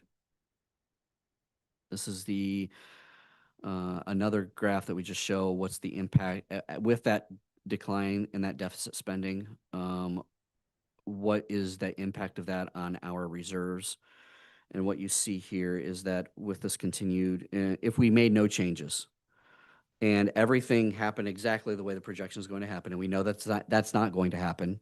This is approximately right and exactly wrong 100% of the time. That your reserves by 29-30 would be 10.6%. One of you, I thought it was Trustee Muirhead, and she said, I don't remember ever asking this question, so it may not have been you. But one of you in a past meeting said, well, what if revenues came in a little bit higher? What if property taxes came in a little bit higher? How would that actually help? Would that actually help us, and what would that impact on the reserves? So I told Shani, I said, I have this crazy idea. And of course, she got scared. And I said I wanted her to do 3 scenarios on changing the MYP, and the only thing to change was the amount of property tax collections in the current year. Let's say hypothetically we don't get 4.6% this year. Let's say we get 6%. In that situation, and nothing else changes in the MYP. In that situation, your 29-30 reserves would not be 10.6%, they would be 12.4%. So it does not have a significant, the revenue is not having a significant impact on the projection and the decline as we move forward. Going from 4.6% to 6.8% or 6%, and the cumulative impact of that throughout the MYP period would have very negligible impact on our total reserves as we move forward.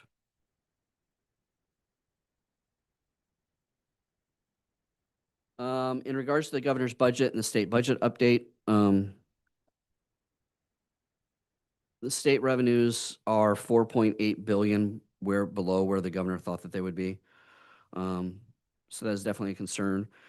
In fact, the governor has also signaled that by 26-20, for the period the next 3-year period, 26, 27, 27, 28, 28, 29, he actually portrays a worse state budget situation by more than $23 billion.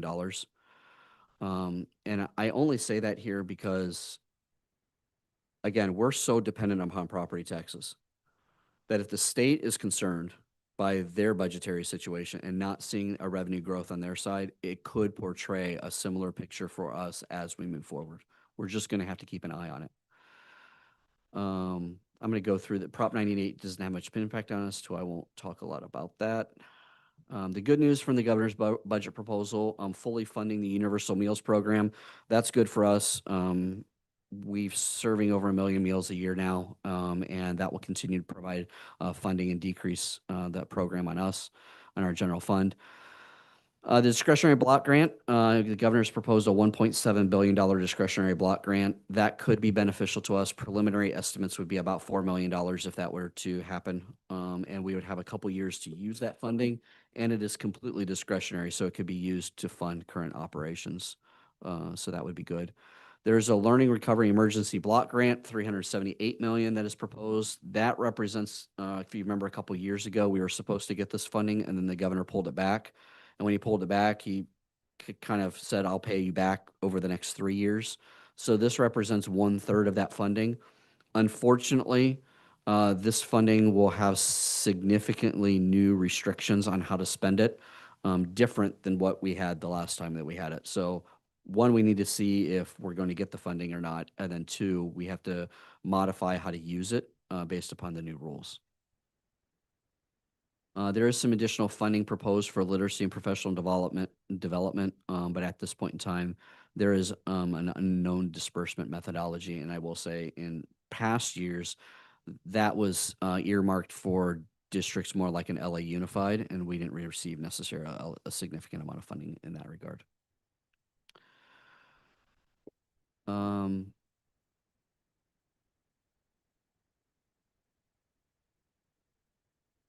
Slides.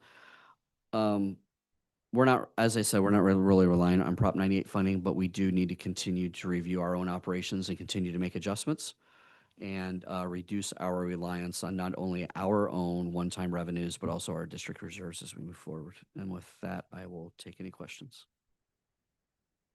Thank you. Trustee Canova? So this whole presentation was approximately right, but exactly wrong? Always that way, but yes. Okay. So, I mean, we have great confidence in you, but it looks like we have some deficit spending going off into the future. And I assume you're well prepared to sound the alarms when they need to be sounded? I would say this is the first starting of that. I mean, we cannot continue to deficit spend to the degree that we are. And so I think that it's never too early to start being mindful of how you're spending your resources. So this is a first alarm? I'm not saying it's a first alarm. I'm saying it's an early warning bell. An early warning bell. How's that? Oh, well, I hear the bell.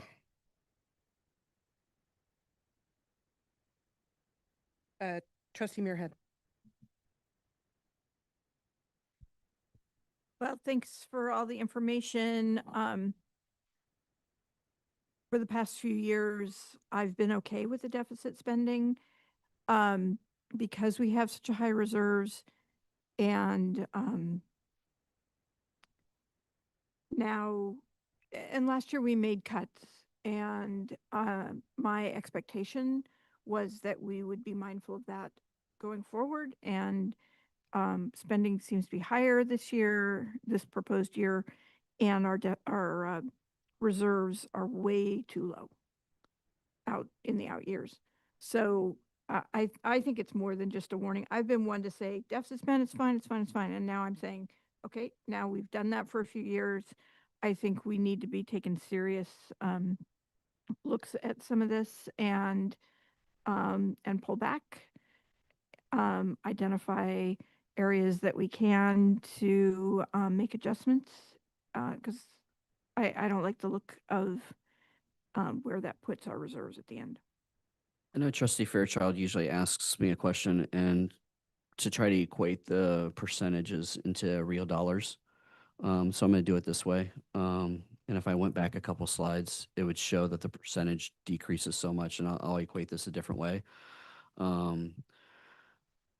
It's a spending of over $108 million of reserves over the forecast period.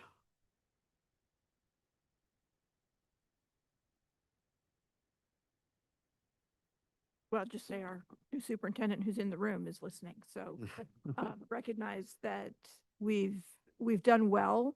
We've done really well with our budget, and we've been able to spend on a lot of things that that other districts can't.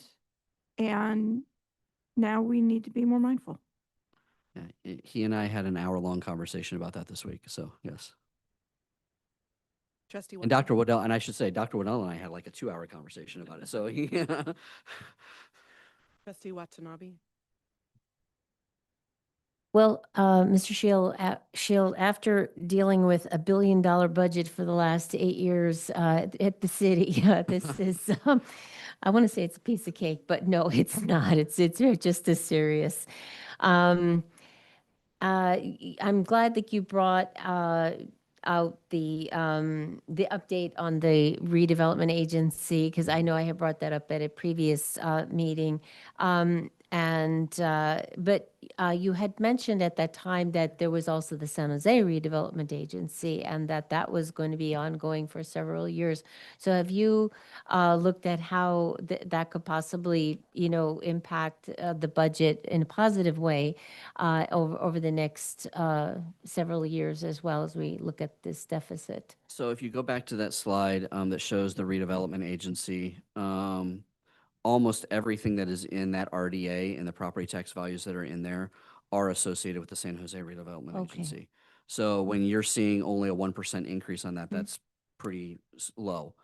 In the tune where we would start seeing the big increases that you're referring to on, like we're talking about on the Santa Clara Redevelopment Agency, which is when they start selling the parcels, they have to pay off their debt first. Right. And based upon the most recent information, that does not appear. Paying off the debt and starting to sell the property does not happen during our next forecast period, but during the next 5-year period. It is well into the 2030s before something like that starts happening.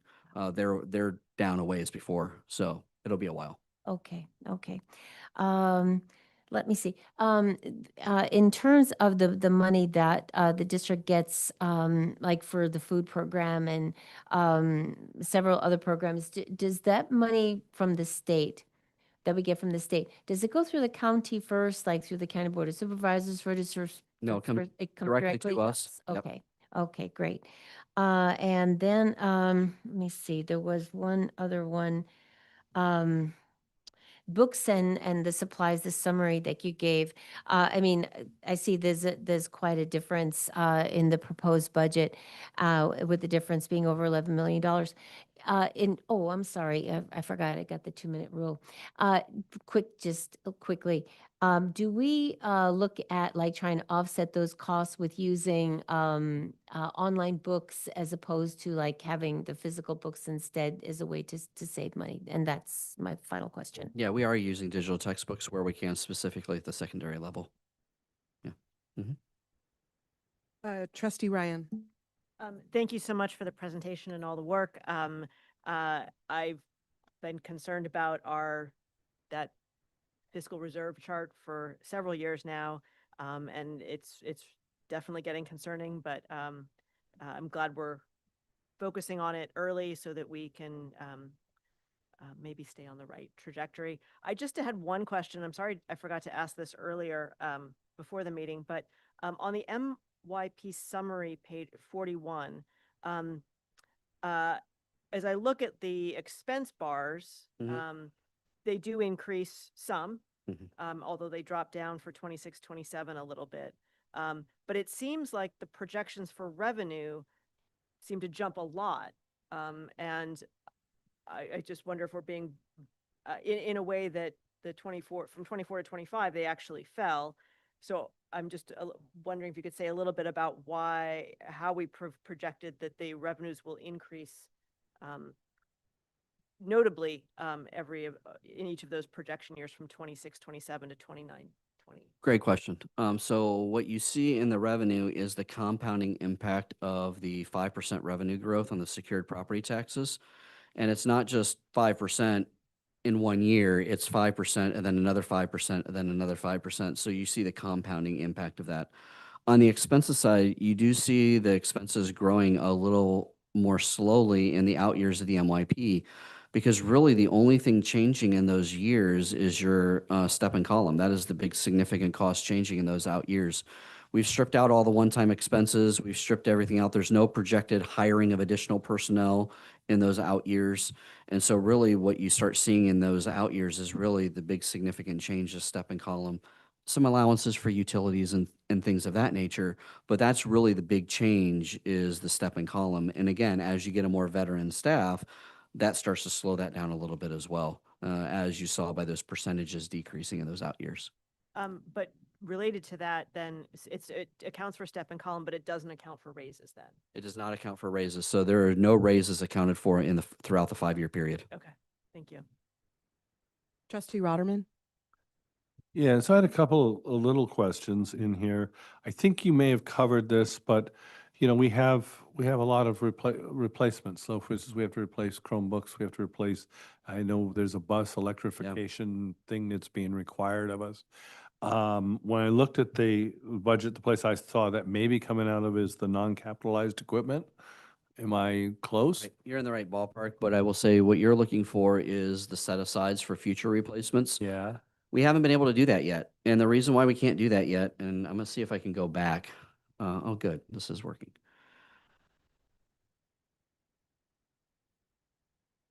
So if I were to put that in here, and if I were to start setting aside when you set aside funds in a governmental financial entity, it shows up as it's going to show up like an expense.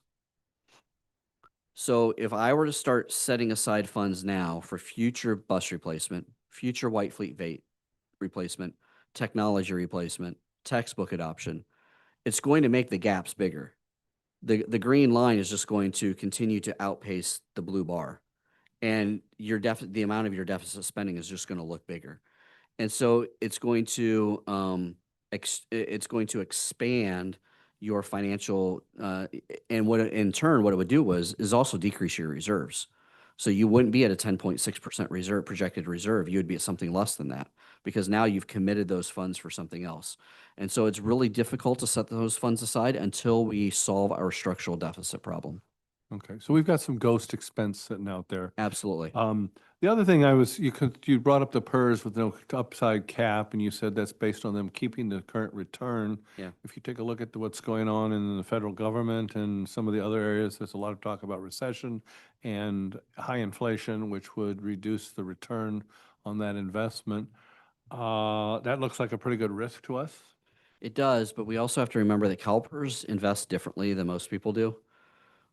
It's one of the largest pension. It is the largest pension fund in the United States. In fact, there's actually something out there. If you can't sleep at night, probably not tonight, but if you can't sleep tonight, there's actually something out there called the CalPERS effect. And that's when CalPERS goes and invests in something, other people follow what CalPERS does. And so it's hard to impact what's going on in the market and the direct impact on CalPERS, because CalPERS is just so large and how much money they're investing.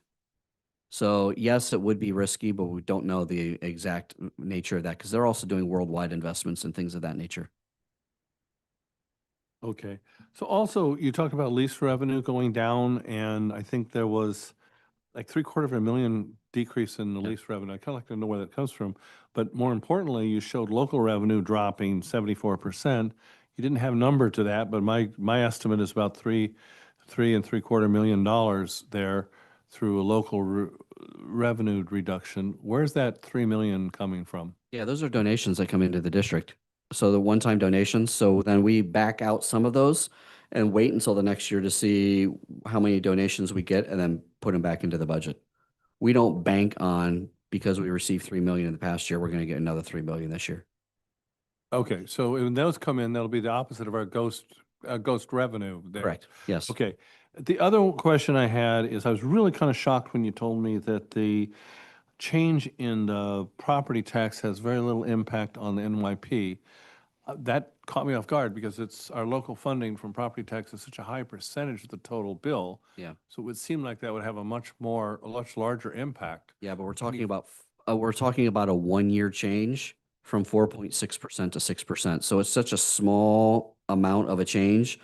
You would have seen more of an impact if we were talking about going from like 4.6% to 7%. So the reason you said that is not because it is potentially a big change in a single year, but it's over a period of years. And so unless that change was consistent over the period of years, then you would see that larger more return. of it, yes. Thank you, sir. Trustee Fairchild. Thank you, President Lieberman. Thank you, Mr. Shield. Well, actually, I don't know if I should say thank you because it is a sobering report. I echo what Trustee Canova said. And we keep talking about revenue, but what I really think we need to be talking about is our expenditures. And I would really love to see us take a deep dive in how we are spending all this money in declining enrollment, and if we are getting what's the benefit of our expenses, and are we spending our money wisely? And I would really love if we could start that conversation in the fall, maybe with a deep dive into just how we are spending all this money, because really with declining enrollment, you would think our expenditures should go down.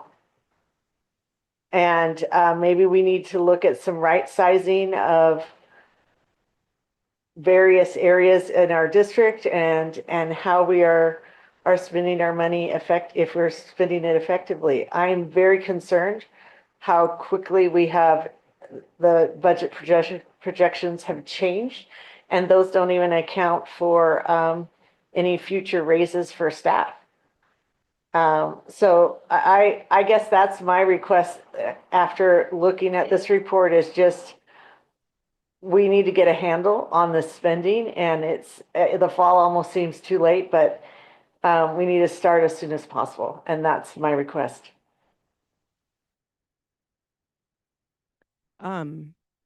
Any thoughts? My only thought would be is that Dr. Wright and I've already started discussing that, and potentially he and I discussed that we would start looking at this over the summer and start developing a plan on how we could go ahead and begin looking at this and analyzing it. And he's shaking his head yes. You can't see it, but he's shaking his head yes. Okay. You know those commercials where they have the people with the app and they search through all their expenses and they tell them, like, you have all these subscriptions that you're not using.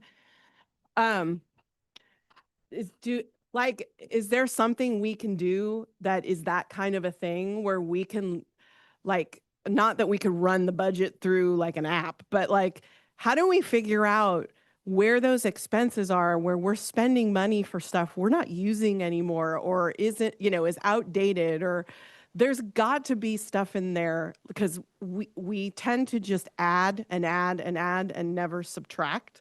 So I'm curious, is there a way to do that? So there is, not with an app. But what I will say is that education entities like us we're a people-based business. We are a people-based business that educate small people. And in order to educate small people, we need adults. We need people.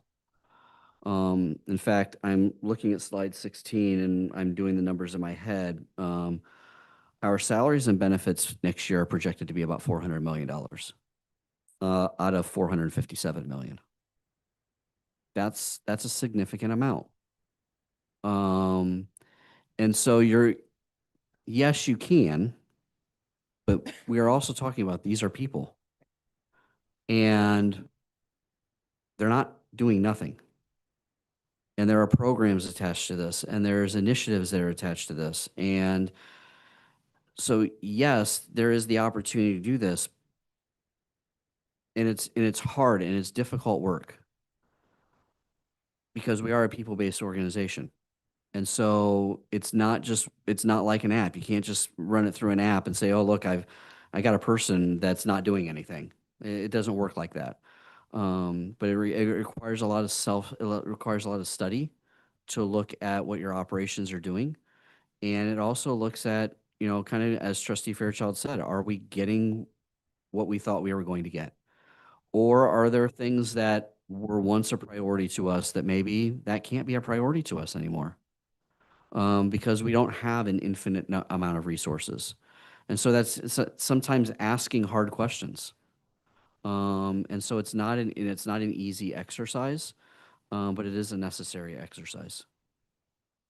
When I look at this, I feel like we're like trying to keep up with the Joneses, and we're spending, we think we need this lavish lifestyle. And so we take money from savings so that we can live like the Kardashians, but really we need to, live more middle class. Like the dipping into the general fund and transferring money just gives me anxiety. So like, I would love to get us away from that. One of the other things I wanted to just highlight, and you kind of glossed over it, was your kind of innovative thinking on Fund 20. So I want to make sure that I point out that was ingenious, and we don't compliment you all the time, but that was very, very, very, very innovative thinking, and is much appreciated by the board. Thank you. Okay, I know Trustee Muirhead would like make another comment, and then Trustee Canova. Just a quick one that I forgot about last time was the redevelopment agency sales are like little bubbles of gifts, to us. Yeah. Of 8.9 million in this case. And so I was just wondering, do you know which property, well, I was curious which property this was that just sold, and then which one is left, and is it about roughly in that same ballpark? Because we've had some that are like 50 million. Yeah, so that was a great question. I can answer part of it, and I can't answer the other one because the answer was given to me kind of cagey as well. So, and again, it's under negotiation, so I can completely understand why. So the property that sold was the land underneath one of the hotels over by the convention center. So the convention center, it's the Hyatt Hotel. The Hyatt Hotel was already there, and it was the land lease that was underneath the hotel, and it was purchased by Hyatt. The other property is over in that same area, but what it was not provided to me. And the only thing I can say is I was told that negotiations are ongoing. And I know that the city. No idea of the value. I do not have the idea of the value or anything like that. I was wondering about the Tech Mart too, if that had sold yet. I don't know if you know. It hasn't? Yeah, maybe that.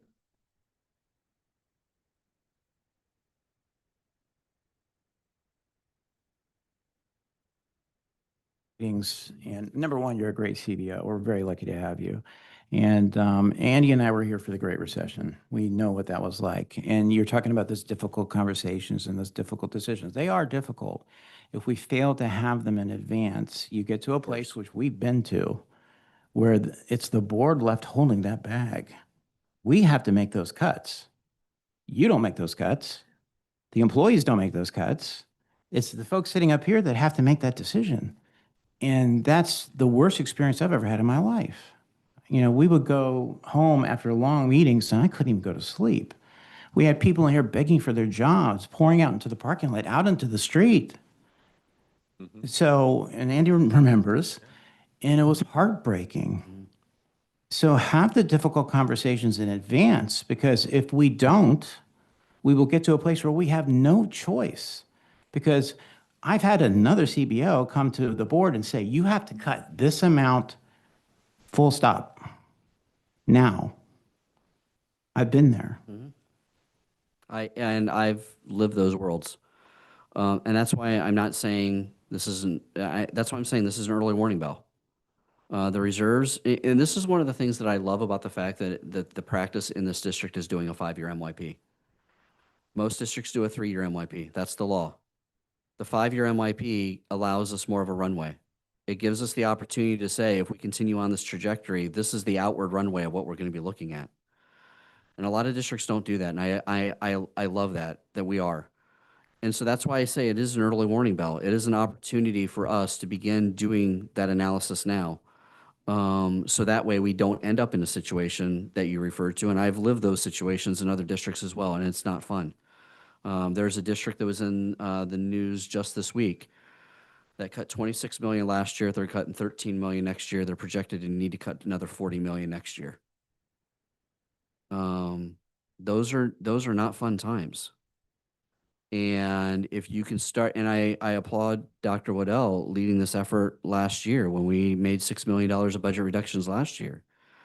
That had a $30 million impact over the 5-year period.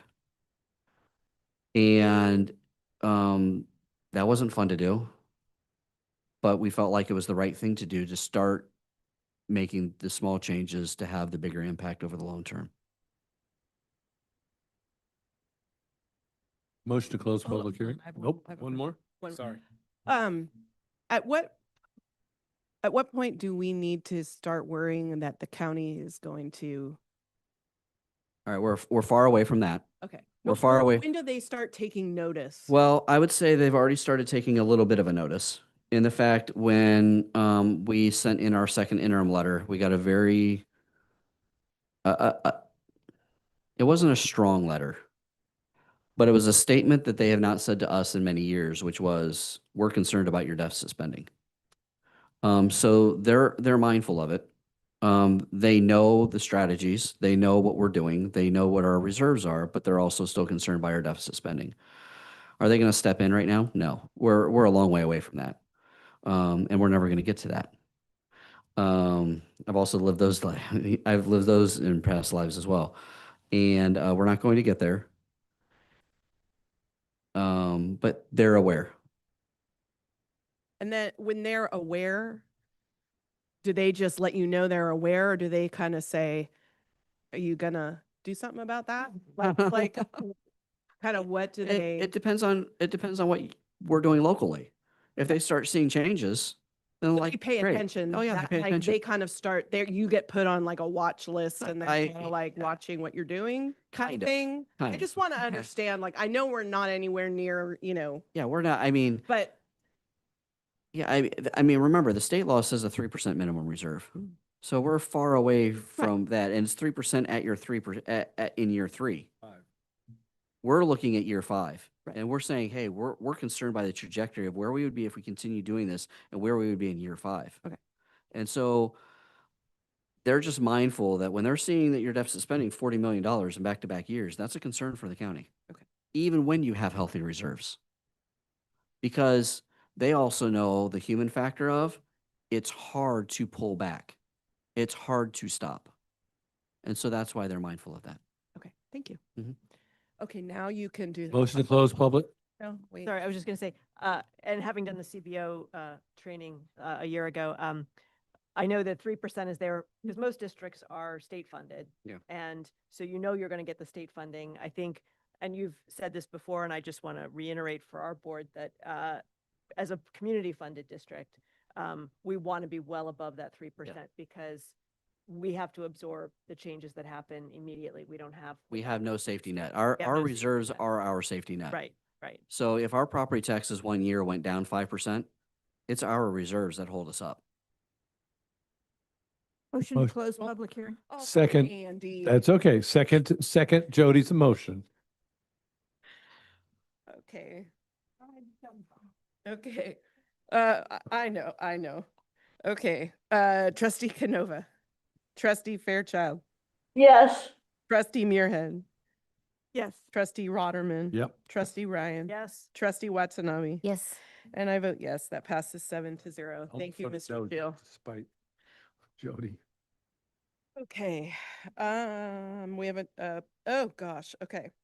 H3, public hearing for the draft preliminary environmental assessment of Brierwood school site. Motion to open public hearing? Second, Rotterman. Okay, a motion from trustee Muirhead and a second from trustee Rotterman. Trustee Canova, trustee Fairchild, Yes. trustee Muirhead, Yes. trustee Rotterman. Yes. Trustee Ryan. Yes. Trustee Watanabe. Yes. And I vote yes, that passes 7-0.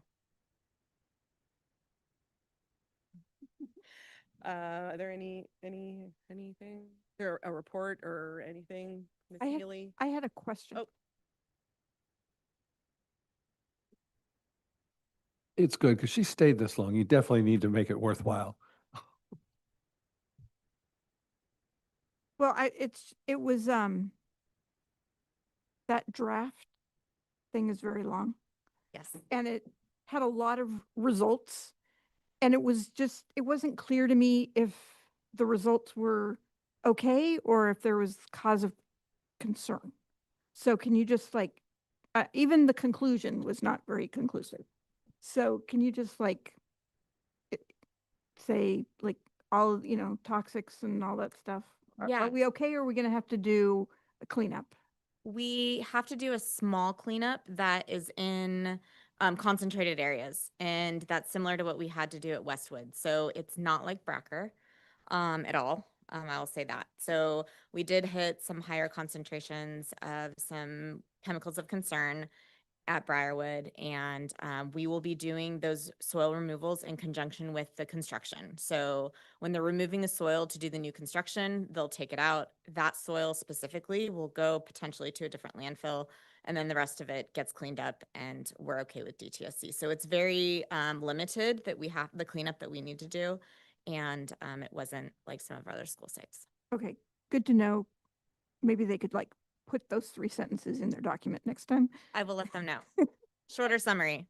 Yeah, thank you. And I want to say that all these documents that come, I read them, and Melissa Kirsch in my office reads them also. So every CEQA document and every DTSC document that comes before you, and ones that don't come before you, we read them all. So it's.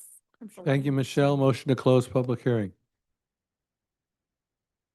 Second, Muirhead. Jody?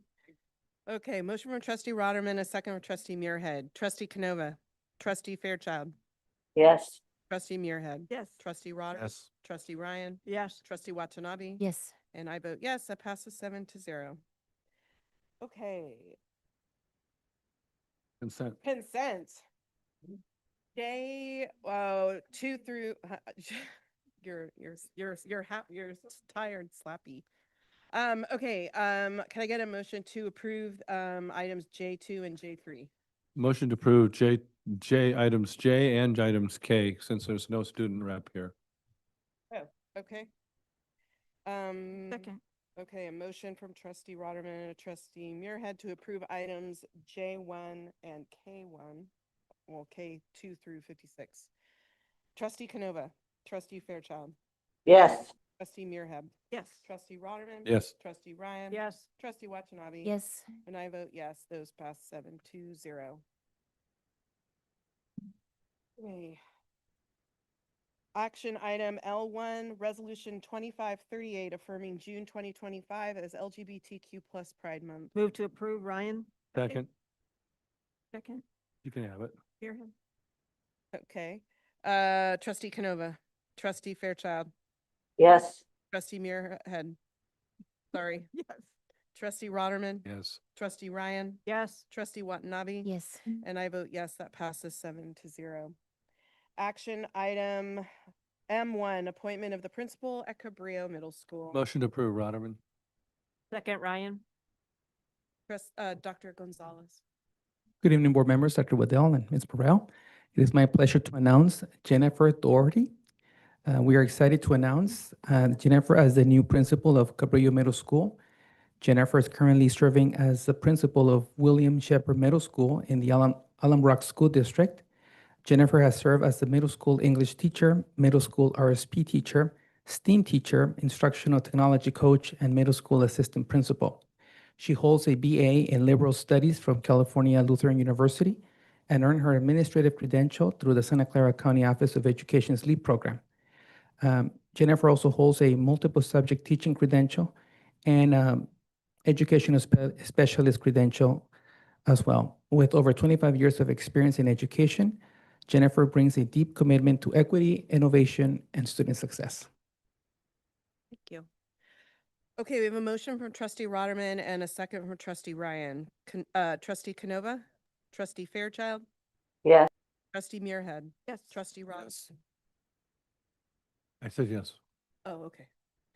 Trustee Ryan, Yes. trustee Watanabe. Yes. And I vote yes, that passes 7-0. Okay, M2, appointment of the manager to Family Child Education Program. Motion to approve, Rotterman. Second, Muirhead. Dr. Gonzalez. Yes, we are excited to announce Melissa McFarland Jimenez as the new program manager 2 in family child education. Melissa brings over 15 years of experience in early childhood education, most recently serving as regional director and president of Vestal Early Learning Academy in Cupertino, where she led operations across multiple sites, supervised staff, and implemented professional development programs. She holds a BA in child development from San Jose State University and an MA in human behavior from National University. Ms. McFarland Jimenez brings a deep commitment to child development, family engagement, and program excellence. Okay, thank you. Okay, we have a motion from trustee Rotterman and a second from trustee Muirhead. Trustee Canova, trustee Fairchild, Yes. trustee Muirhead. Yes. Trustee Rotterman. Yes. Trustee Ryan. Yes. Trustee Watanabe. Yes. And I vote yes, that passes 7-0. M3, updated job description and title change, assistant principal elementary. Motion to approve, Rotterman. Second, Watanabe. Trustee Muirhead had a question. Yeah, just that, it's being called an assistant, and I'm sorry, I didn't get this to you ahead of time. I was just looking at this today. It's called assistant principal, and one of the reasons for changing it from vice principal to assistant principal of elementary says title alignment with the salary schedule and updated responsibilities. But we call our secondary people vice principals. So why didn't you just change the salary schedule to, so it would be vice principal consistently? That could have been a choice. It's already in the salary schedule. We didn't want to bring that again. And so pretty much interchangeable. For the next 50 years, we're going to be calling elementary ones assistant principal and the secondary ones vice principal. When one time you could change the salary schedule and then it's updated forever. I don't know. Yeah. I don't know if anyone cares, but I like consistency. In I think they are from now, called people will assistant. ask where it started. It started tonight. It started here. They are called, well, we have one and she is called an assistant principal. Yeah, for elementary. So, but the job description had vice principal, so that's why it was better to just change the title and update the job An industry description. standard or something?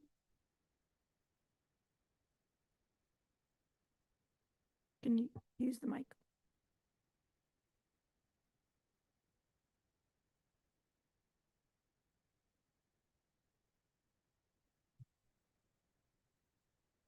Lean over. I think, Oh, here we go.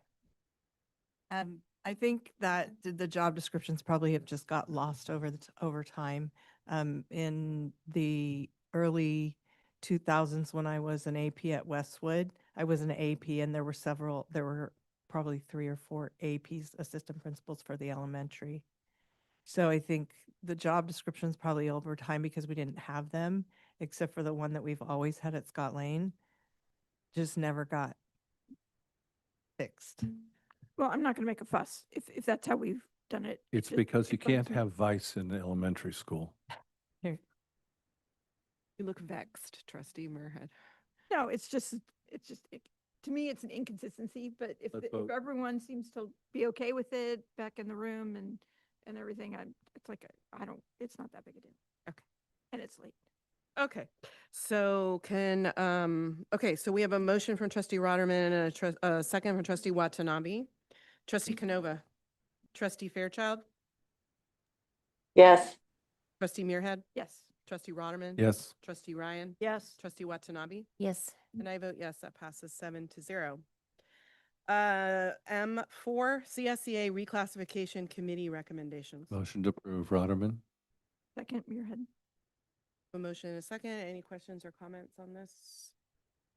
Trustee Canova, trustee Fairchild, Yes. trustee Muirhead, Yes. trustee Rotterman. Yes. Trustee Ryan. Yes. Trustee Watanabe. Yes. And I vote yes, that passes 7-0. Okay, M5, amendment number 3 to the superintendent's employment agreement, government code section 53262. Nobody make a motion yet? Hey, you got things to read.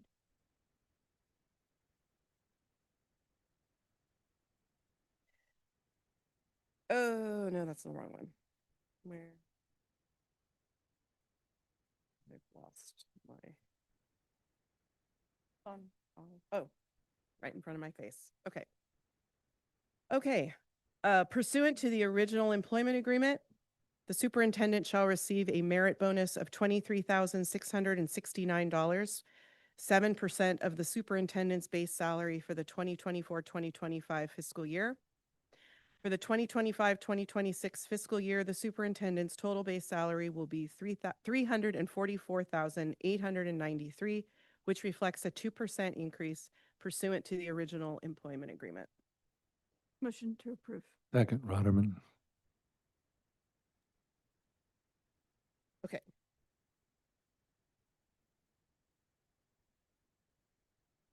Fired. Okay. Okay. I'm looking for okay, it's right here. Okay. Who made the motion? I did. Okay. And Andy second? Okay. Trustee Canova, trustee Fairchild, Yes. trustee Muirhead, yes. trustee Rotterman, Yep. trustee Ryan, Yes. trustee Watanabe. I abstained I had abstained from the bonus. I had asked to abstain. So, Okay. So do so you- I supported the salary increase, the 2%, but I abstained from the Oh, bonus. I'm so s- you can just abstain from the whole thing. Okay, I'll Abstain. just abstain. Okay. Okay. And I vote yes. So that passes 6-0 with trustee Watanabe abstaining. Okay. Action item N1, consideration of the waiver of administrative hearing regarding student 052225A.1. Motion to approve, Rotterman. Okay, I have to read this first. You can still read it. Okay. Do I have a motion to accept the waiver of administrative hearing dated April 25th, 2025 for the expulsion with a suspended enforcement through May 22nd, 2026, with a change of placement from Wilcox High School to Santa Clara Community Day High School, and a rehabilitation plan for student 052225A.1, and that student 052225A.1 can apply for reinstatement at the end of the expulsion term, May 22nd, 2026. Still motion to approve. A motion by Board Member Rotterman and seconded by Board Member Muirhead. Roll call vote. Trustee Canova, trustee Fairchild, Yes. trustee Muirhead, Yes. trustee Rotterman, Yes. trustee Ryan, Yes. trustee Watanabe. Yes. And I vote yes, that passes with a vote of 7-0. 01, the first reading of the board bylaws and board policy updates recommended from the policy committee meeting on May 2nd, 2025. Do we have any questions or comments for the policy committee chair? No? Okay, those will come back. 02, new job descriptions, physical therapist and technician for the visually impaired. Any questions or comments on that? Okay, that will come back. Action item P1, cancellation of the June 26, 2025 regular board meeting. Motion to approve, Rotterman. Second, Muirhead. Okay. Trustee Canova, trustee Fairchild, Yes. Trustee Muirhead? Yes. Trustee Rotterman? Yes. Trustee Ryan? Yes. Trustee Watanabe? Yes. And I vote yes, that passes 7-0. Action item P2, amendment to the 2025-2026 calendar. Motion to approve, Rotterman. I'll second it. Okay. Trustee Muirhead? Who am I directing my question to? Pardon?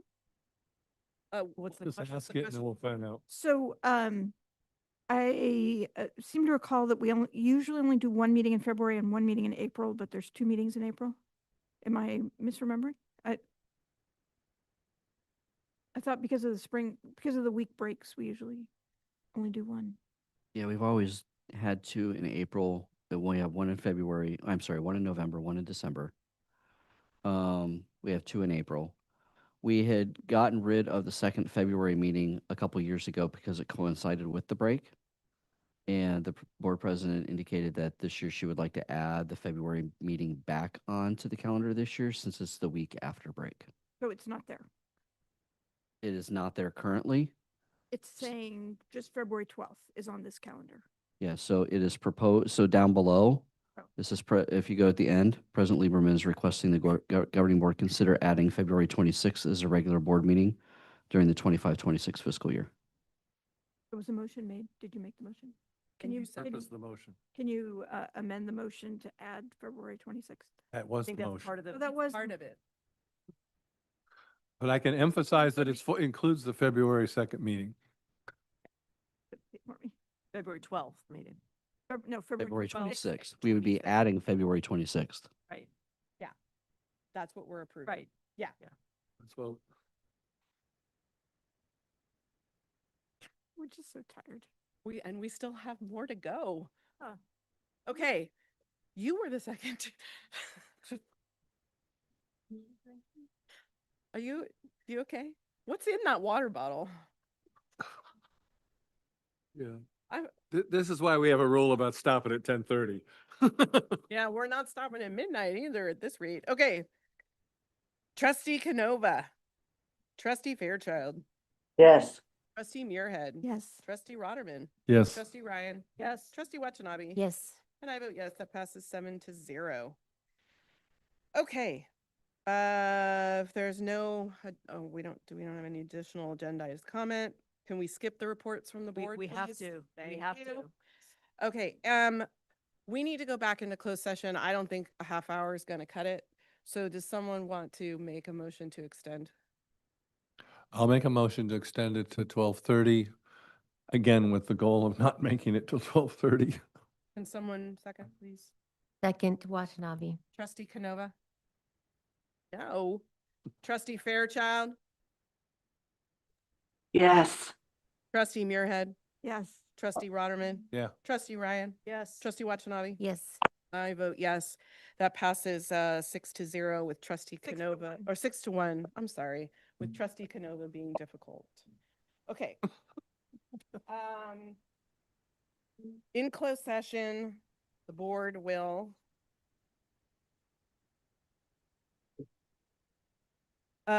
discuss item B7, conference with legal counsel pending litigation, Roan Lay versus Santa Clara Unified School District et al. B8, conference with real property negotiators, property Brierwood Elementary School baseball fields. B9, conference with real property negotiators, property teen center at Cabrillo Middle School. And B10, conference with real property negotiators, property youth activity center at Cabrillo Middle School. I'm not even going to try to estimate when we'll be back, but we'll be. So President It's an hour. President Lieberman, I would like to make a request, unless there's some legal reason we can't do it, I'd like to ask that the AV team go ahead and close up shop. We'll have our readout from closed session and put it on the minutes to record that, but I would like If to make there's the no legal recommendation. reason to keep it going, that's fine. I think- Dr. Waddell? I think we should leave it go. I'm sorry. I think we need. Are to you keep it okay with going. that? Okay. That was a nice gesture, Trustee Rotterman. I wish we could, but I think once we've started it, Are we sure we want to let them go? I don't know. If Mark has to stay, shouldn't everyone have to stay? Stay.